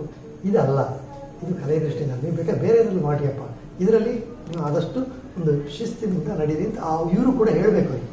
ಯಾರು ಮೇಳದ ಯಜಮಾನರಾದದ್ದು ಹೀಗೆ ಮಾಡಿ, ನೀವು ಬೇಕಾದ್ರೆ ನೀವು ಸಪ್ರೇಟಾಗಿ ಊಟ ಮಧ್ಯಾಹ್ನ ಟೈಮ್ ಬೇಕಾದ್ರೆ ಗ್ರ್ಯಾಂಡಾಗಿ ಮಾಡಿ, ಇಲ್ಲಿ ಮಾತ್ರ ಹೇಗೆ ಇಟ್ಕೊಂಡು ನಡೆಸಿ ಒಂದು ಇದು ಮಾಡಿದ್ರೆ ಒಳ್ಳೇದು. ಸರ್, ಈಗ ಈ ಕಾಲಮಿತಿ ಯಕ್ಷಗಾನದ ಬಗ್ಗೆ ನೀವೀಗ ಒಂದು ಸಣ್ಣ ಧರ್ಮಸ್ಥಳದ ಹೆಸರನ್ನು ಹೇಳಿದ್ರಿ. ಬಟ್ ಕಾಲಮಿತಿ ಯಕ್ಷಗಾನದ ಬಗ್ಗೆ ನಿಮ್ಮ ಖಚಿತವಾದಂತಹ ಒಂದು ನಿಲುವು ಮತ್ತು ಅದರ ಸಾಧಕ ಬಾಧಕ, ಅದರ ಬಗ್ಗೆ ಸ್ವಲ್ಪ. ಕಾಲಮಿತಿ ಇವತ್ತಿನ ಕಾಲಧರ್ಮಕ್ಕೆ ಅಗತ್ಯ ಅಂತ ನನಗೆ ಅನಿಸ್ತದೆ. ಇಲ್ಲಿ ಸಮಸ್ಯೆ ಏನಂದ್ರೆ 12 ಗಂಟೆ ಆದ ನಂತರ ಕಲಾವಿದರು ಏನು ಮಾಡಬೇಕು, ಅವರ ಮತ್ತೆ ಕೆಲವು ರಾಗಗಳು ಬೆಳಗಿನ ಜಾವಕ್ಕೆ ಇರ್ತಕ್ಕಂಥ ರಾಗಗಳಿದ್ದಾವೆ. ಮತ್ತೆ ಯಕ್ಷಗಾನ 3 ಗಂಟೆ ನಂತರವೇ ಹೆಚ್ಚು ಪ್ರಭಾವ ಬೀರುತ್ತೆ ರಾತ್ರಿ ಹೊತ್ತು. ಇದೆಲ್ಲ ಈ ಸಮಸ್ಯೆಗಳಿದ್ದಾವೆ. ಇದನ್ನೆಲ್ಲ ಕಲಾವಿದರು ಹೇಳ್ತಾರೆ. ಇದು ಸುಮ್ಮನೆ ಯಾಕಂದ್ರೆ ಅಷ್ಟು ಪ್ರಭಾವಿಯಾಗಿ ಈ ಟೈಮ್ನಲ್ಲಿ ಹೇಳಲಿಕ್ಕೆ ಆಗ್ತದೆ. ಯಾಕಂದ್ರೆ ನೀವು ಹಿಂದೂಸ್ತಾನಿ ಸಂಗೀತ ನೋಡಿ, ಸ್ಟಾರ್ಟಿಂಗ್ ನಲ್ಲಿ ಮಿಕ್ಸೋದಿಲ್ಲ, ಕ್ರಮೇಣ ಕೇಳ್ತಾ ಹೋದ್ರೆ ಅದ್ರ ಬಗ್ಗೆ ಗುಂಗಿನಲ್ಲಿ. ಹೌದೌದು. ಹಾಗೆ ಇದು ಕೂಡ ಗುಂಗಿನಲ್ಲಿ ಹೋಗ್ಬೇಕಾದ್ರೆ ನೀವು 3-4 ಗಂಟೆ ನೀವು ಇದ್ದು ಆಮೇಲೆ ಹೋದ್ರೆ ನೀವು ಅದೊಂದು ಕಂಪ್ಲೀಟ್ ಆ ಸೆಳೆತಕ್ಕೆ ಒಳಗಾಗ್ತೀರಿ ಅಂತ ವಾದ. ಅದು ಸತ್ಯ. ಆದರೆ ಇವತ್ತಿನ ಧರ್ಮ, ಇವತ್ತಿನ ಕಾಲಧರ್ಮ ಹೇಗಿದೆ, ಇವತ್ತು ನಾವೆಲ್ಲ ಗಡಿಬಿಡಿಯಲ್ಲಿ ಅವಸರಗಳಿದ್ದೀವಿ, ಕೆಲಸಗಳಿದ್ದೀವಿ, ಏನೇನೋ ತೊಂದರೆಗಳು, ನಗರೀಕರಣ. ಮೊದಲು ಒಂದು ಕಡೆ ಬಂದ್ಬಿಟ್ಟು ಕೂತ್ಕೊಂಡ್ಬಿಟ್ಟು ಮತ್ತೆ ಬೆಳಿಗ್ಗೆವರೆಗೆ ಏನಿರಲಿಲ್ಲ. ಮತ್ತೇನಿದ್ರು ಕೂಡ ಕೃಷಿ ಆದ್ದರಿಂದ ಯಾವುದೇ ಲಿಮಿಟೇಷನ್ ಅಂತ ಅವರಿಗೆ ತೊಂದರೆಗಳಂತ ಏನಿರ್ತಿರಲ್ಲ. ಮಾನ್ಯ ಏನು ಬೇಕಂದ್ರೆ ಅವರೇ ಸ್ವತಂತ್ರರಾಗಿದ್ರು. ಇವತ್ತು ಸ್ವಾತಂತ್ರ್ಯ ಇಲ್ಲ. ನೀವು ಶನಿವಾರ ಭಾನುವಾರ ಬಂದರೂ ಕೂಡ ತೊಂದರೆಗಳಿದ್ದಾವೆ. ಕರೆಕ್ಟ್. ಮತ್ತೆ ವೆಹಿಕಲ್ಗಳು ಪ್ರಾಬ್ಲಮ್ಗಳೇನಿಲ್ಲ. ಮೊದಲಾಗಿದ್ರೆ ನೀವು ಹೋಗ್ಲಿಕ್ಕೆ ಈಗ ಹಾಗಲ್ಲ. ನಿಮ್ಮದೇ ವೆಹಿಕಲ್ ಇರುತ್ತೆ, ನೀವು ಎಷ್ಟು ಗಂಟೆಗೆ ಬೇಕಾದ್ರೆ ರಾತ್ರಿ ವಾಪಸ್ ಹೋಗ್ಲಿಕ್ಕೆ ಆಗ್ತದೆ. ಕಲಾವಿದರಿಗೂ ಕೂಡ ಏನಾಗ್ತದೆ, ಮತ್ತೆ ಕಂಟಿನ್ಯೂಸ್ ಆಗಿ ಕುಣಿಯುವುದು ಮಾಡೋದು ಕೂಡ ಅವರಿಗೂ ಕೂಡ ಸ್ವಲ್ಪ ಪ್ರಾಬ್ಲಮ್ ಬರ್ಬೋದು ಅಂತ ಅನಿಸ್ತದೆ. ಆದ್ರಿಂದ ಕಾಲಮಿತಿ ಮತ್ತು ಕಾಲಧರ್ಮದ ಅನುಸಾರವಾಗಿ ಬೇಕಾಗ್ತದೆ. ಆದರೆ ಈ ಕಲಾಧರ್ಮದ ದೃಷ್ಟಿಯಿಂದ ಕಾಲಮಿತಿ ಹೇಗೆ ಹೋಗಿಸೋದು, ಇಲ್ಲಿ 2 ಧರ್ಮ ಇದೆ, ಕಾಲಧರ್ಮ, ಕಲಾಧರ್ಮ. ಕಲಾಧರ್ಮಕ್ಕೆ ನಾವು ಅದನ್ನು ಒಗ್ಸೋದು ಹೇಗೆ ಅನ್ನೋದ್ರ ಬಗ್ಗೆ ಚಿಂತನೆ ಮಾಡಬೇಕು. ಕರೆಕ್ಟ್. ಕಲಾಧರ್ಮ ಸೇರಿಸ್ಲಿಕ್ಕೆ ಆಗ್ತದ? 4 ಗಂಟೆ ಒಳಗೋ 5 ಗಂಟೆ ಸಾಧಾರಣ ಈಗ ಎಲ್ಲರೂ ಸ್ಟಾರ್ಟ್ ಮಾಡಿದ್ರೆ 4ರಿಂದ 5 ಗಂಟೆ ಒಳಗೆ ಮುಗಿಸ್ತಾರೆ ಒಂದು ಮೇಳದವರಾಗ ವೃತ್ತಿ ಮಾಡೋದು. ಇದ್ಯಾವುದು ಕೂಡ ನಮ್ಮ ಹವ್ಯಾಸಿಗಳಿಗೆ ಬಿಟ್ಬಿಡಿ.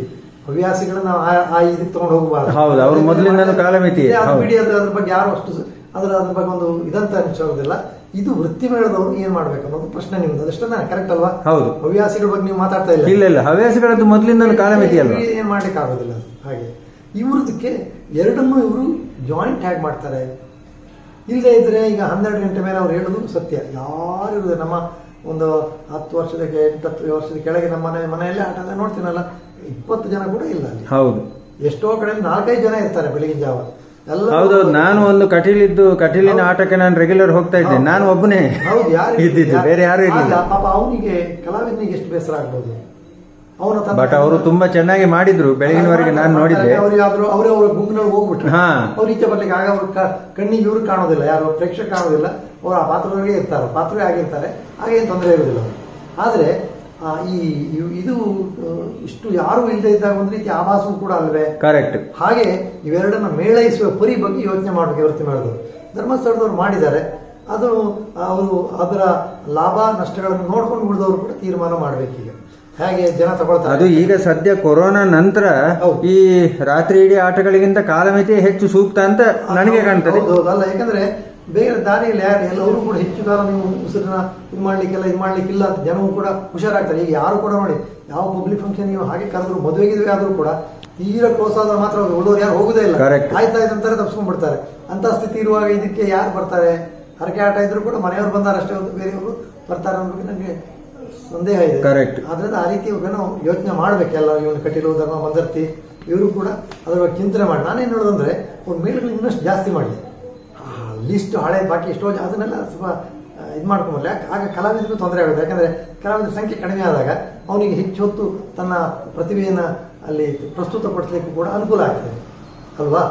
ಇಲ್ಲಿದ್ರೆ ಬಹಳ ಜನ ಇರ್ತಾರೆ, ಎಲ್ಲರಿಗೂ ಅವಕಾಶ ಇರೋದಿಲ್ಲ, ಏನಂತ ಬೇಜಾರು ಕೂಡ ಆಗ್ತದೆ ಕಲಾವಿದರ. ಅದು ಕೂಡ ತಪ್ತದೆ. ಅದನ್ನು ಕೂಡ ಯೋಚನೆ ಮಾಡಬಹುದು ಅಂತ ಅನಿಸ್ತದೆ. ಸರ್, ಈ ಕಲೆಯ ಬೆಳವಣಿಗೆಯನ್ನು ನಾವು ಯಾವ ಮಾನದಂಡದಿಂದ ಅಳಿಬಹುದು? ಅಂದ್ರೆ ನಮ್ಮ ಯಕ್ಷಗಾನ ಕಲೆಯ ಬೆಳವಣಿಗೆಯನ್ನು ಯಾವ ಮಾನದಂಡ? ಅಂದ್ರೆ ಪ್ರೇಕ್ಷಕರು ಹೆಚ್ಚಿದ್ದಾರೆ ಅಂತ ಕಲೆ ಬೆಳವಣಿಗೆ ಆಯ್ತು ಅಂತ ಹೇಳುದ, ಅಥವಾ ತುಂಬಾ ಪರಿಷ್ಕಾರ ಆಗಿದೆ ಅಂತ ಬೆಳವಣಿಗೆ ಆಯ್ತು ಅಂತ ಹೇಳುದ? ಅದಕ್ಕೊಂದು ಮಾನದಂಡ ಏನು? ಕಲಾ ದೃಷ್ಟಿಯಿಂದ ಪರಿಷ್ಕಾರ ಆಗಿ ಜನರಿಗೆ ಬೇಕಾದಂತಹ ಒಂದು ಸಂಸ್ಕೃತಿಯನ್ನ ಸಂವರ್ಧಿಸ್ತಾ ಇದೆ ಅನ್ನೋದು ಒಂದು ಮಾನದಂಡ. ಅದು ಮುಖ್ಯವೇ, ಅದು ಖಂಡಿತ ಮುಖ್ಯ. ಹೆಚ್ಚು ಹೆಚ್ಚು ಆಗಿದೆ ಕೂಡ. ನಮ್ಮ ಕಲೆ ಮದ್ದಿನಷ್ಟೇನಿಲ್ಲ. ಹಿಂದೆ 100-150 ವರ್ಷ ಕೆಳಗೆಲ್ಲ ಒಂದು ಹೋಲಿಸಿದರೆ ಯಕ್ಷಗಾನ ಕಲೆ ತುಂಬಾ ಪರಿಷ್ಕಾರ ಆಗಿದೆ. ಮಾತಿನಲ್ಲಿ ಪರಿಷ್ಕಾರ ಆಗಿದೆ, ವೇಷದ ಪರಿಷ್ಕಾರ ಆಗಿದೆ, ಕುಣಿತದ ಪರಿಷ್ಕಾರ ಆಗಿದೆ, ಭಾಗವತಿಯಲ್ಲೂ ಕೂಡ ಪರಿಷ್ಕಾರ ಆಗಿದೆ. ಅಂದ್ರೆ ಹೆಚ್ಚು ಹೆಚ್ಚು ಪ್ರಜ್ಞಾವಂತರ ಆದ್ಕೊಳ್ಳಿ ಸ್ವಾಭಾವಿಕವಾಗಿ ಅದರಲ್ಲಿ ಒಂದು ಸೊಬಗು ಬರುತ್ತೆ. ಆ ಸೊಬಗು ಬಂದಿದೆ, ಆಗಿದೆ ಖಂಡಿತ. ಇನ್ನು ಅದು ಯಾವ ದೃಷ್ಟಿಯಿಂದ? ಕಲಾ ದೃಷ್ಟಿಯಿಂದ ನಾನು ಹೇಳಿ. ಪ್ರೇಕ್ಷಕರು ಕೂಡ ಬೇಕು. ಯಾಕೆಂದ್ರೆ ಉಳಿಬೇಕಲ್ಲ ಕಲೆ. ನಾವು ಕಥಕ್ಕಳಿ ಶ್ರೀಮಂತ ಕಲೆ ಅಂತೆಲ್ಲ ಹೇಳ್ತೀವಿ, ಅದರಲ್ಲಿ ಅಲ್ಲಿಯೂ ಕೂಡ ಪ್ರೇಕ್ಷಕರಷ್ಟಿಲ್ಲ. ಅವರು ಪ್ರೇಕ್ಷಕರು ಬಹಳ ಕಡಿಮೆನೆ, ಯಾಕಂದ್ರೆ ಅಲ್ಲಿ ಆ ಹಾವ ಭಾವ ಮುದ್ರೆಗಿದ್ರೆ ಅರ್ಥ ಮಾಡ್ಕೊಳ್ಳೋ ಸಂಖ್ಯೆ ಬಹಳ ಕಡಿಮೆ. ಕರೆಕ್ಟ್. ಅದರಿಂದ ಅವರಿಗೂ ಕೂಡ ಕಡಿಮೆ ಇದೆ. ಅದು ಏನು ಮ್ಯೂಸಿಯಂ ಪೀಸ್ ಆಗ್ತಾ ಇದೆ, ಅದು ಕೂಡ ಮ್ಯೂಸಿಯಂ ಪೀಸ್ ಆಗ್ತಾ ಇದೆ ಅಲ್ಲಿ. ಸೊ ನಮ್ದು ಆ ದೃಷ್ಟಿಯಿಂದ ಇದು ಕೂಡ ಬೇಕು, ಇವರು ಕೂಡ ಬೇಕು. ಅದರಲ್ಲಿ ವಿದ್ಯಾವಂತ ಪ್ರೇಕ್ಷಕರು ಬರಬೇಕು, ಒಳ್ಳೆಯ ಅಭಿರುಚಿ ಉಳ್ಳ ಪ್ರೇಕ್ಷಕರು ಬೇಕು. ಬರೇ ನಾವು ಸಿಳ್ಳೆ ಹೊಡೆಯುವಂತಗಿಂತ ಇದರಿಂದ ನಾನು ಏನನ್ನ ತಿಳ್ಕೊಳ್ಬೋದು, ನನ್ನ ಜ್ಞಾನವನ್ನು ಹೆಚ್ಚಿಸ್ಕೊಳ್ಬೋದು, ನನ್ನ ಆನಂದವನ್ನು, ನನ್ನ ಬದುಕನ್ನು ನಾನು ಹೆಚ್ಚು ರುಚಿಯಿಂದ ಇರ್ಬೋದು ಅನ್ನೋದು ತಿಳ್ಕೊಳ್ಳುವಂಥ ಪ್ರೇಕ್ಷಕರು ಬೇಕು. ಒಂದು ವೇಟ ನೋಡಿದಾಗ ಏನೋ ಖುಷಿಯಾಗಿ ಅವನು ಜೀವನಕ್ಕೂ ಪರೋಕ್ಷವಾಗಿ ಅನುಕೂಲ ಆಗಬೇಕು, ಅಂತ ಪ್ರತ್ಯಕ್ಷವಾಗಿ ಆನಂದ ಪಡಬೇಕು. ಪ್ರತ್ಯಕ್ಷವಾಗಿ ಎದುರ ಆನಂದ ಪಡೋದು, ಮನಸ್ಸಿನಲ್ಲಿ ಒಳಗೆ ತಿಂತದೆ. ಕಲೆ ಶಕ್ತಿ ಇರೋದೇ ಹಾಗೇನೆ. ಕಲೆ ಸುಮ್ಮನೆ ಹುಟ್ಟಿದ್ದಲ್ಲ, ಎಲ್ಲ ಕಲೆ, ಯಾವುದೇ ಕಲೆ ತಗೊಳ್ಳಿ, ಅದು ಪರೋಕ್ಷವಾಗಿ ನಮ್ಮ ಮನಸ್ಸನ್ನು ತಿಂತುತ್ತದೆ, ನಮ್ಮ ಬದುಕಿಗೆ ಒಂದು ಸಂಸ್ಕಾರ ಕೊಡುತ್ತೆ. ಈಗ ನಾವು ಮಕ್ಕಳು, ನಾನು ಈಗ ಆಫ್ಟರ್ ರಿಟೈರ್ಮೆಂಟ್ ಕಾಲೇಜಿಗೆ ಹೋಗ್ತಾ ಇದ್ದೀನಿ. ನಾನು ಪಾಠ ಮಾಡೋ ಹಾಗೆ ಹೇಳಿ, ಕನ್ನಡ ಅವರು ಈಗಿನವ್ರು ಏನು ಮಾಡಿದ್ರಲ್ಲ, ಅದು PH ಯೂನಿವರ್ಸಿಟಿಗೆ ನಾನು ಹೋಗ್ತಾ ಇರೋದು. ಅಲ್ಲಿ ಏನು ಮಾಡಿದ್ರು ಅಂದರೆ ಕೋರ್ ಸಬ್ಜೆಕ್ಟಿಗೆ ಬಹಳ ಗಮನ ಕೊಡ್ತಾರೆ. ಕನ್ನಡ ಮತ್ತು ನಿಮ್ಮ ಈ ಲ್ಯಾಂಗ್ವೇಜಸ್ಗೆ ಬೆಲೆ ಕೊಡೋದಿಲ್ಲ. ಯಾತಕ್ಕೆ ಕೇಳಿದ್ರೆ ಸರ್, ಅದರಿಂದ ಲೈಫ್ ಏನಿಲ್ಲ. ನಾನು ಹೇಳೋದು, ಲೈಫು ನಿಮ್ಗೆ ಅನ್ನ ಕೊಡೋದಿಲ್ಲ ಕನ್ನಡ, ಆದರೆ ನಿಮ್ಗೆ ಬದುಕು ಕೊಡುತ್ತೆ. ನೀವು ಹೇಗೆ ಬದುಕಬೇಕು ಅಂತ ಕೊಡುತ್ತೆ. ನೀವು ಸೂಸೈಡ್ ಮಾಡ್ಲಿಕ್ಕೆ ಹೋಗಿರ್ತೀರಿ, ಆಗ ನಾನು ಇಲ್ಲಿ ಯಾವುದೋ ಒಂದು ಕತೆ ನಿಮ್ಗೆ ಹೇಳಿರ್ತೀನಿ, ಆ ಕತೆ ನಿಮಗೆ ಸೂಸೈಡ್ ಮಾಡ್ಕೊಂಡು ತೆಗಿತದೆ. ಇವತ್ತು ಎಷ್ಟೋ ಜನ ಕಡೆ ಸಾಯುವುದು, ಕೆಲವು ಕಡೆ ಬಡದಾಟ ನಡೆಯುವುದು, ಸಿಟ್ಟುಗೊಳ್ಳುವುದು, ಡಿಪ್ರೆಷನ್ಗೆ ಹೋಗುವುದು, ಇದೆಲ್ಲವನ್ನ ತಡೆಯುವ ಶಕ್ತಿ ಯಾವುದಕ್ಕಿದೆ ಕೇಳಿದ್ರೆ ಭಾಷೆಗೆ, ಸಾಹಿತ್ಯ, ಕಲೆಗೆ ಇದೆ. ನಿಮ್ಗೆ ಆದ್ರಿಂದ ಇದು ಬೇಕಪ್ಪ ಅಂತ ಹೇಳೋದು. ಮತ್ತೆ ನಿಮ್ಗೊಂದು ಸಂಸ್ಕಾರ ಕೊಡುತ್ತೆ. ಸಂಸ್ಕಾರ ಮುಖ್ಯ. ಇಲ್ಲಿರೋ ಬದುಕಲ್ಲ. ಒಂದು ಪ್ರಾಣಿಯೂ ಇದೆ, ಪ್ರಾಣಿಗೆ ಸಂಸ್ಕಾರ ಇಲ್ಲ. ಹೇಗೆ ನಾನು ಅಲ್ಲಿ ಭಾಷೆಗೆ ಹೇಳಿದ್ನೋ ಅದು ಈ ಕಲೆಗೂ ಕೂಡ, ಪಾಠಕ್ಕೆ ಅಲ್ಲಿ ಕನ್ನಡ ಭಾಷೆಗೆ ಅದಾಗಿದೆ ಅಂತ ಅಂದ್ಕೊಂಡಿದ್ದೇನೆ. ಭರವಸೆಯ ಕಲಾವಿದರು ಯಕ್ಷಗಾನ ವಲಯದಲ್ಲಿ ರೂಪುಗೊಳ್ತಾ ಇದ್ದಾರೆ ಅಂತ ನಿಮ್ಗೆ ಅನ್ನಿಸ್ತದೆ ಸರ್? ಅಲ್ಲ, ಅದು ಕಾಲ ನಿರ್ಧಾರ ಮಾಡುತ್ತೆ. ಅದು ನಾವು ಈಗಲೇ ಇವನೊಬ್ಬ ಭರವಸೆ ಕಲಾವಿದನ ಆಗ್ತಾನೆ ಅಂತ ಹೇಳುವುದು ಇದಾಗಲಿ ಅದು ಅಲ್ಲ. ಯಾಕೆಂದ್ರೆ ಅವನ ಒಂದು ವೃತ್ತಿ ಧರ್ಮದ ಮೇಲೆ ಮತ್ತು ಅವನು ಹೊರಗಡೆಯಿಂದ ಹೀರ್ಕೊಳ್ಳೋದ್ರ ಮೇಲೆ, ಆಮೇಲೆ ಅದನ್ನು ಅರ್ಗಿಸ್ಕೊಳ್ಳೋದ್ರ ಮೇಲೆ, ಅದರಲ್ಲಿ ಮುಳುಗುವುದ್ರ ಮೇಲೆ ಎಲ್ಲವೂ ಸೇರ್ಕೊಂಡು ಭರವಸೆಯ ಕಲಾವಿದ ಬರ್ತಾನೆ. ಯಾಕಂತಂದ್ರೆ ಒಬ್ಬನ ಒಂದು ಪ್ರದರ್ಶನ ಅಥವಾ ಒಂದು ವರ್ಷದ ಪ್ರದರ್ಶನ ನೋಡ್ಕೊಂಡು ಒಬ್ಬ ಮೇಲೆ ಬರ್ತಾನೆ ಅಂತ ಹೇಳೋದು ಕಷ್ಟ. ಕರೆಕ್ಟ್. ಅದು ಅವನ ಬೆಳವಣಿಗೆ, ಅದು ನಿರಂತರವಾದ ಬೆಳವಣಿಗೆ. ಆ ಬೆಳವಣಿಗೆ ಅವನಿಗೆ ಒಂದು ಇದ್ರ ಅಂತ ಬೆಳೆಯುವ ಮನೋಭಾವವನ್ನು ಸದಾಕಾಲ ಇರುವಂತ ಉಳಿತಾನೆ. ಕರೆಕ್ಟ್. ಈ ಪ್ರದರ್ಶನಗಳಿಗೆ ಕಲಾ ವಿಮರ್ಶೆ ಅನ್ನುವುದು ಬೇಕಾ ಬೇಡವಾ?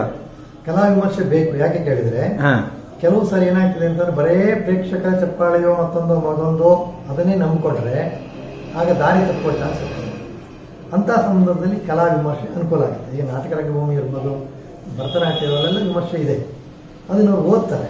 ನಮ್ಮ ದೌರ್ಭಾಗ್ಯ ಏನಂದ್ರೆ, ನಾವು ಯಾರೇ ಕಲಾ ವಿಮರ್ಶೆ ಮಾಡಿದ್ರು ಕೂಡ ಅದನ್ನ ಕಲಾವಿದ ಮತ್ತು ಕಲಾ ಮೇಳದವರು, ವ್ಯವಸ್ಥಾಪಕರಾಗಲಿ, ಭಾಗವತರಾಗಲಿ, ಕಲಾವಿದರಾಗಲಿ ಓದಿ ಅದರಲ್ಲಿರುವ ಒಳ್ಳೆಯದನ್ನು ತಗೊಳ್ತಾರಾ ಅನ್ನುವುದು ಸಮಸ್ಯೆ. ಅದನ್ನು ತಗೊಂಡ್ರೆ ಖಂಡಿತ ಒಳ್ಳೆಯದಾಗುತ್ತೆ. ಆದರೆ ಅವರು ನೋಡಿದ ಕೂಡಲೇ ಅವರು ಇವ್ರು ಈ ಕನ್ನಡಕದಿಂದ ಹಾಕೊಂಡು ಬರೆದಿದ್ದಾರೆ, ಇವ್ರು ಈ ಕನ್ನಡಕ್ಕೆ ಹಾಕೊಂಡು ಬರೆದಿದ್ದಾರೆ ಅಂತ ಅಂದ್ಕೊಂಡ್ರೆ ಉಪಯೋಗ ಇಲ್ಲ. ಅವ್ರ ಬಗ್ಗೆ ಏನು ಬೇಕು, ಇದು ಬರೋದ್ರ ಹಿಂದೆ ಏನೋ ಒಂದು ಒಳ್ಳೆಯ ಇದೆಯಪ್ಪ, ನಾನು ಏನು ಇದರಿಂದ ಇತ್ಯಾತ್ಮಕವಾದಂಥ ಒಂದು ಸಕಾರಾತ್ಮಕವಾದಂಥ ಒಂದು ಬೆಳವಣಿಗೆಯನ್ನು ನಾನು ಪಡೀಲಿಕ್ಕೆ ಸಾಧ್ಯ ಅನ್ನೋ ಮನೋಭಾವದಿಂದ ಓದಬೇಕು ಅವನು. ಕರೆಕ್ಟ್. ವಿಮರ್ಶೆ ಬಂದ ಮಾತ್ರಕ್ಕೆ ಕಲೆ ಬೆಳೆಯುವುದಿಲ್ಲ. ಆ ಕಲಾ ವಿಮರ್ಶೆಯನ್ನು ಓದಿ ಆ ಕಲಾವಿದರಾದವರು ಅದನ್ನು ತಗೊಂಡ್ರೆ ಒಳಗಡೆ ನಿಜವಾಗ್ಲೂ ಒಳ್ಳೆಯದಾಗಿದೆ. ಕರೆಕ್ಟ್. ಯಕ್ಷಗಾನವನ್ನು ಉಳಿಸಿ ಬೆಳೆಸಬೇಕಾದ ಹೊಣೆ ಯಾರ್ದು ಸರ್? ಅಂದ್ರೆ ಕಲಾವಿದರದ್ದ ಅಥವಾ ಮೇಳದವರದ್ದ? ಎಲ್ಲರದ್ದು. ಸಮಷ್ಟಿ ಇದೆ. ಯಾಕಂದ್ರೆ ಸಮಷ್ಟಿ ಕಲೆ ಇದೆ. ಸಮಷ್ಟಿ ಎಲ್ಲರದ್ದು ಉಂಟು. ಮೇಳದವರದ್ದು, ಕಲಾವಿದರದ್ದು, ಪ್ರೇಕ್ಷಕರದ್ದು, ವಿದ್ಯಾವಂತರದ್ದು, ವಿಮರ್ಶಕರದ್ದು, ಎಲ್ಲರದ್ದು ಒಬ್ಬರು ಜವಾಬ್ದಾರಿ. ಇದು ಸಮಷ್ಟಿ ಕಲೆ. ಇನ್ನು ಇದು ಏನು ಯಕ್ಷಗಾನ ಮತ್ತು ಈಗಿನ ಒಂದು ಸ್ಥಿತಿಗತಿ, ಇನ್ನು ಭವಿಷ್ಯದ ಬಗ್ಗೆ ಒಂದು ಕನ್ಕ್ಲೂಷನ್ ಆಗಿ ನೀವು ಏನು ಹೇಳಿಕ್ಕೆ ಬಯಸ್ತೀರಿ ಸರ್? ನನಗಂತೂ ಭರವಸೆ ಇದೆ, ಇದಕ್ಕೆ ಖಂಡಿತ ಬೆಳವಣಿಗೆ ಇದೆ. ಕಾರಣ ಇದು ಕಾಲಕ್ಕೆ ಬದಲಾಗ್ತಾ ಒಳ್ಳೆಯದನ್ನ ರೂಢಿಸ್ಕೊಳ್ತಾ, ಒಳ್ಳೆಯದನ್ನ ಸೇರಿಸ್ಕೊಳ್ತಾ ಬೆಳೀತಾ ಬರ್ತಾರೆ. ಅದನ್ನು ಮುಂದೂ ಬೆಳೀತದೆ, ಉಳಿತದೆ. ಈಗಂತೂ ವಿದ್ಯಾವಂತರು ಪ್ರವೇಶಿಸಿದ್ದಾರೆ. ಆದ್ರಿಂದ ಈ ಕಲೆಗೆ ಖಂಡಿತ ಇದೆ. ಇದೊಂದು ಕರ್ನಾಟಕ ರಾಜ್ಯದ ಪ್ರಾತಿನಿಧಿಕ ಕಲೆ ಆಗಬೇಕಿದೆ, ಆಗುತ್ತೆ. ಆ ನಿಟ್ಟಿನಲ್ಲಿ ಪ್ರಯತ್ನಗಳು ಸಾಗ್ತಾ ಇದೆ. ಬೇರೆ ಬೇರೆ ಕಡೆ ಪ್ರದರ್ಶನ ಅವನ್ನೆಲ್ಲ ಇದು ಮಾಡ್ತಾರೆ. ಇಲ್ಲೇ ನೋಡಿ, ಬೆಂಗಳೂರಿನಲ್ಲಿ ಈಗ ಕರಾವಳಿ ಮಲೆನಾಡಿನವ್ರ ಜೊತೆಯಲ್ಲಿ ಪ್ರೇಕ್ಷಕರು ನಾವು ಗಮನಿಸಿದರೆ ಕೆಲವು ಮಕ್ಕಳುಗಳೆಲ್ಲ ಅವ್ರ ತಂದೆ ತಾಯಿಗಳು ಬರ್ತಾರೆ. ಇಲ್ಲಿ ನಮ್ಮ ಗಿರಿನಗರದಲ್ಲಿ ಆದರೆ ಎಷ್ಟೋ ಜನ ಆಚೆ ಬೇರೆ ನಮ್ಮ ಇವರಲ್ಲ, ಯಾರು ಕರಾವಳಿಯವರಲ್ಲ, ಮಲೆನಾಡಿನವರು ಅಲ್ಲ, ಬೇರೆಯವರು ಕೂಡ ಬಂದು ಕೂತ್ಕೊಂಡು ನೋಡ್ತಾರೆ. ಇದು 20% ಆಗಿರ್ತಾರೆ. ಮನೆ ಪಕ್ಷ ಅವ್ರ ಬಗ್ಗೆ ಕಲೆ ಬಂದರೆ ಹೀಗೆ ಬೆಳೀತಾ ಹೋದರೆ ಖಂಡಿತ ಅವರೆಲ್ಲ ಸೇರಿದರೆ ಇದು ಕರ್ನಾಟಕದ ಕಲೆ ಆಗ್ತದೆ. ಆಗ ಪ್ರೇಕ್ಷಕ ಸಂಖ್ಯೆ ಜಾಸ್ತಿ ಆಗೋದ್ರ ಜೊತೆಯಲ್ಲಿ ಕಲಾವಿದನ ಜವಾಬ್ದಾರಿಯು ಅವರ ಒಂದು ಇದು ಕೂಡ ಬಾಧ್ಯತೆ ಕೂಡ ಹೆಚ್ಚಾಗ್ತದೆ. ಸ್ವಾಭಾವಿಕವಾಗಿ ಏನಾಗ್ತದೆ, ಈ ಕಲೆ ಉಳಿತದೆ, ಬೆಳೀತದೆ ಗ್ಯಾರಂಟಿ. ಆಗ ಒಂದು ಕರ್ನಾಟಕದ ಪ್ರಾತಿನಿಧಿಕ ಕಲೆ ಆಗ್ತದೆ. ಇದು ನಮ್ಮ ಕಲೆಯಪ್ಪ. ಈಗ ಹೇಗೆ ಕೇರಳ ಅಂತ ನಾವು ತಗೊಳ್ತೀವಿ, ಕರ್ನಾಟಕ ಅಂದರೆ ಯಕ್ಷಗಾನ ಬರಬೇಕು. ಅದನ್ನು ಸರ್ಕಾರ ಜಾಹೀರಾತುಗಳಲ್ಲಿ ಹಾಕ್ತದೆ, ಆದರೆ ಬೇರೆ ಕಡೆಯಲ್ಲಿ ಕೊಡೋದಿಲ್ಲ. ಅದು ತಪ್ಪು.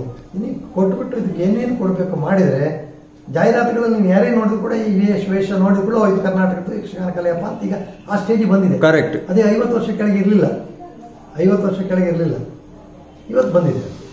ಅದು ಮುಂದುವರಿದೆ. ಸರ್, ಇಷ್ಟು ಹೊತ್ತು ಯಕ್ಷಗಾನದ ಬಗ್ಗೆ, ಯಕ್ಷಗಾನದ ಸಾಹಿತ್ಯ, ಯಕ್ಷಗಾನದ ಒಂದು ಅದರ ಪರಂಪರೆ, ಅದರ ಒಂದು ಏನು ಅದರಲ್ಲಿ ನಿಜವಾಗಿ ಅಂತಸತ್ವ, ಇದರ ಬಗ್ಗೆ ಎಲ್ಲ ಬಹಳ ಚೆನ್ನಾಗಿ ನೇರವಾಗಿ ನಿಮ್ಮ ಅಭಿಪ್ರಾಯಗಳನ್ನು ತಿಳಿಸಿದ್ದೀರಿ. ಯಕ್ಷಗಾನ ಅಭಿಮಾನಿಗಳು ಎಲ್ಲರ ಪರವಾಗಿ ನಿಮಗೆ ಅನಂತ ಧನ್ಯವಾದಗಳು ಸರ್. ನಾನು ಕೂಡ ಅಷ್ಟೇ ನಿಮಗೆ ಧನ್ಯವಾದವನ್ನು ಅರ್ಪಿಸ್ತೇನೆ. ಯಾಕಂದ್ರೆ ನಮ್ಮ ಮನಸ್ಸಿನಲ್ಲಿ ಏನೋ ಇರ್ತದೆ, ಅದನ್ನು ಇನ್ನೊಬ್ಬರಿಗೆ ತಿಳಿಸ್ಲಿಕ್ಕೆ ನೀವೊಂದು ಅವಕಾಶ ಕೊಟ್ಟಿದ್ದೀರಿ. ನಿಮ್ಮ ಯಾವುದೊಂದು ಏನು ಮುಖಪುಟ ಫೇಸ್ಬುಕ್ ಮೂಲಕ ನೀವು ಇದೆಲ್ಲ ಜನರಿಗೆ ಅದು ತಲುಪಿಸುವ ಕಾರ್ಯ ಮಾಡ್ತಾ ಇದ್ದಾರೆ, ಒಳ್ಳೆಯ ಕಾರ್ಯ ಮಾಡ್ತಾ ಇದ್ದಾರೆ. ಯಾಕಂದರೆ ಇವತ್ತು ಹೊಸ ಹೊಸ ಆಧುನಿಕ ಉಪಕರಣಗಳು, ಆಧುನಿಕ ಮಾಧ್ಯಮಗಳು ಬೇಕಾಗ್ತದೆ.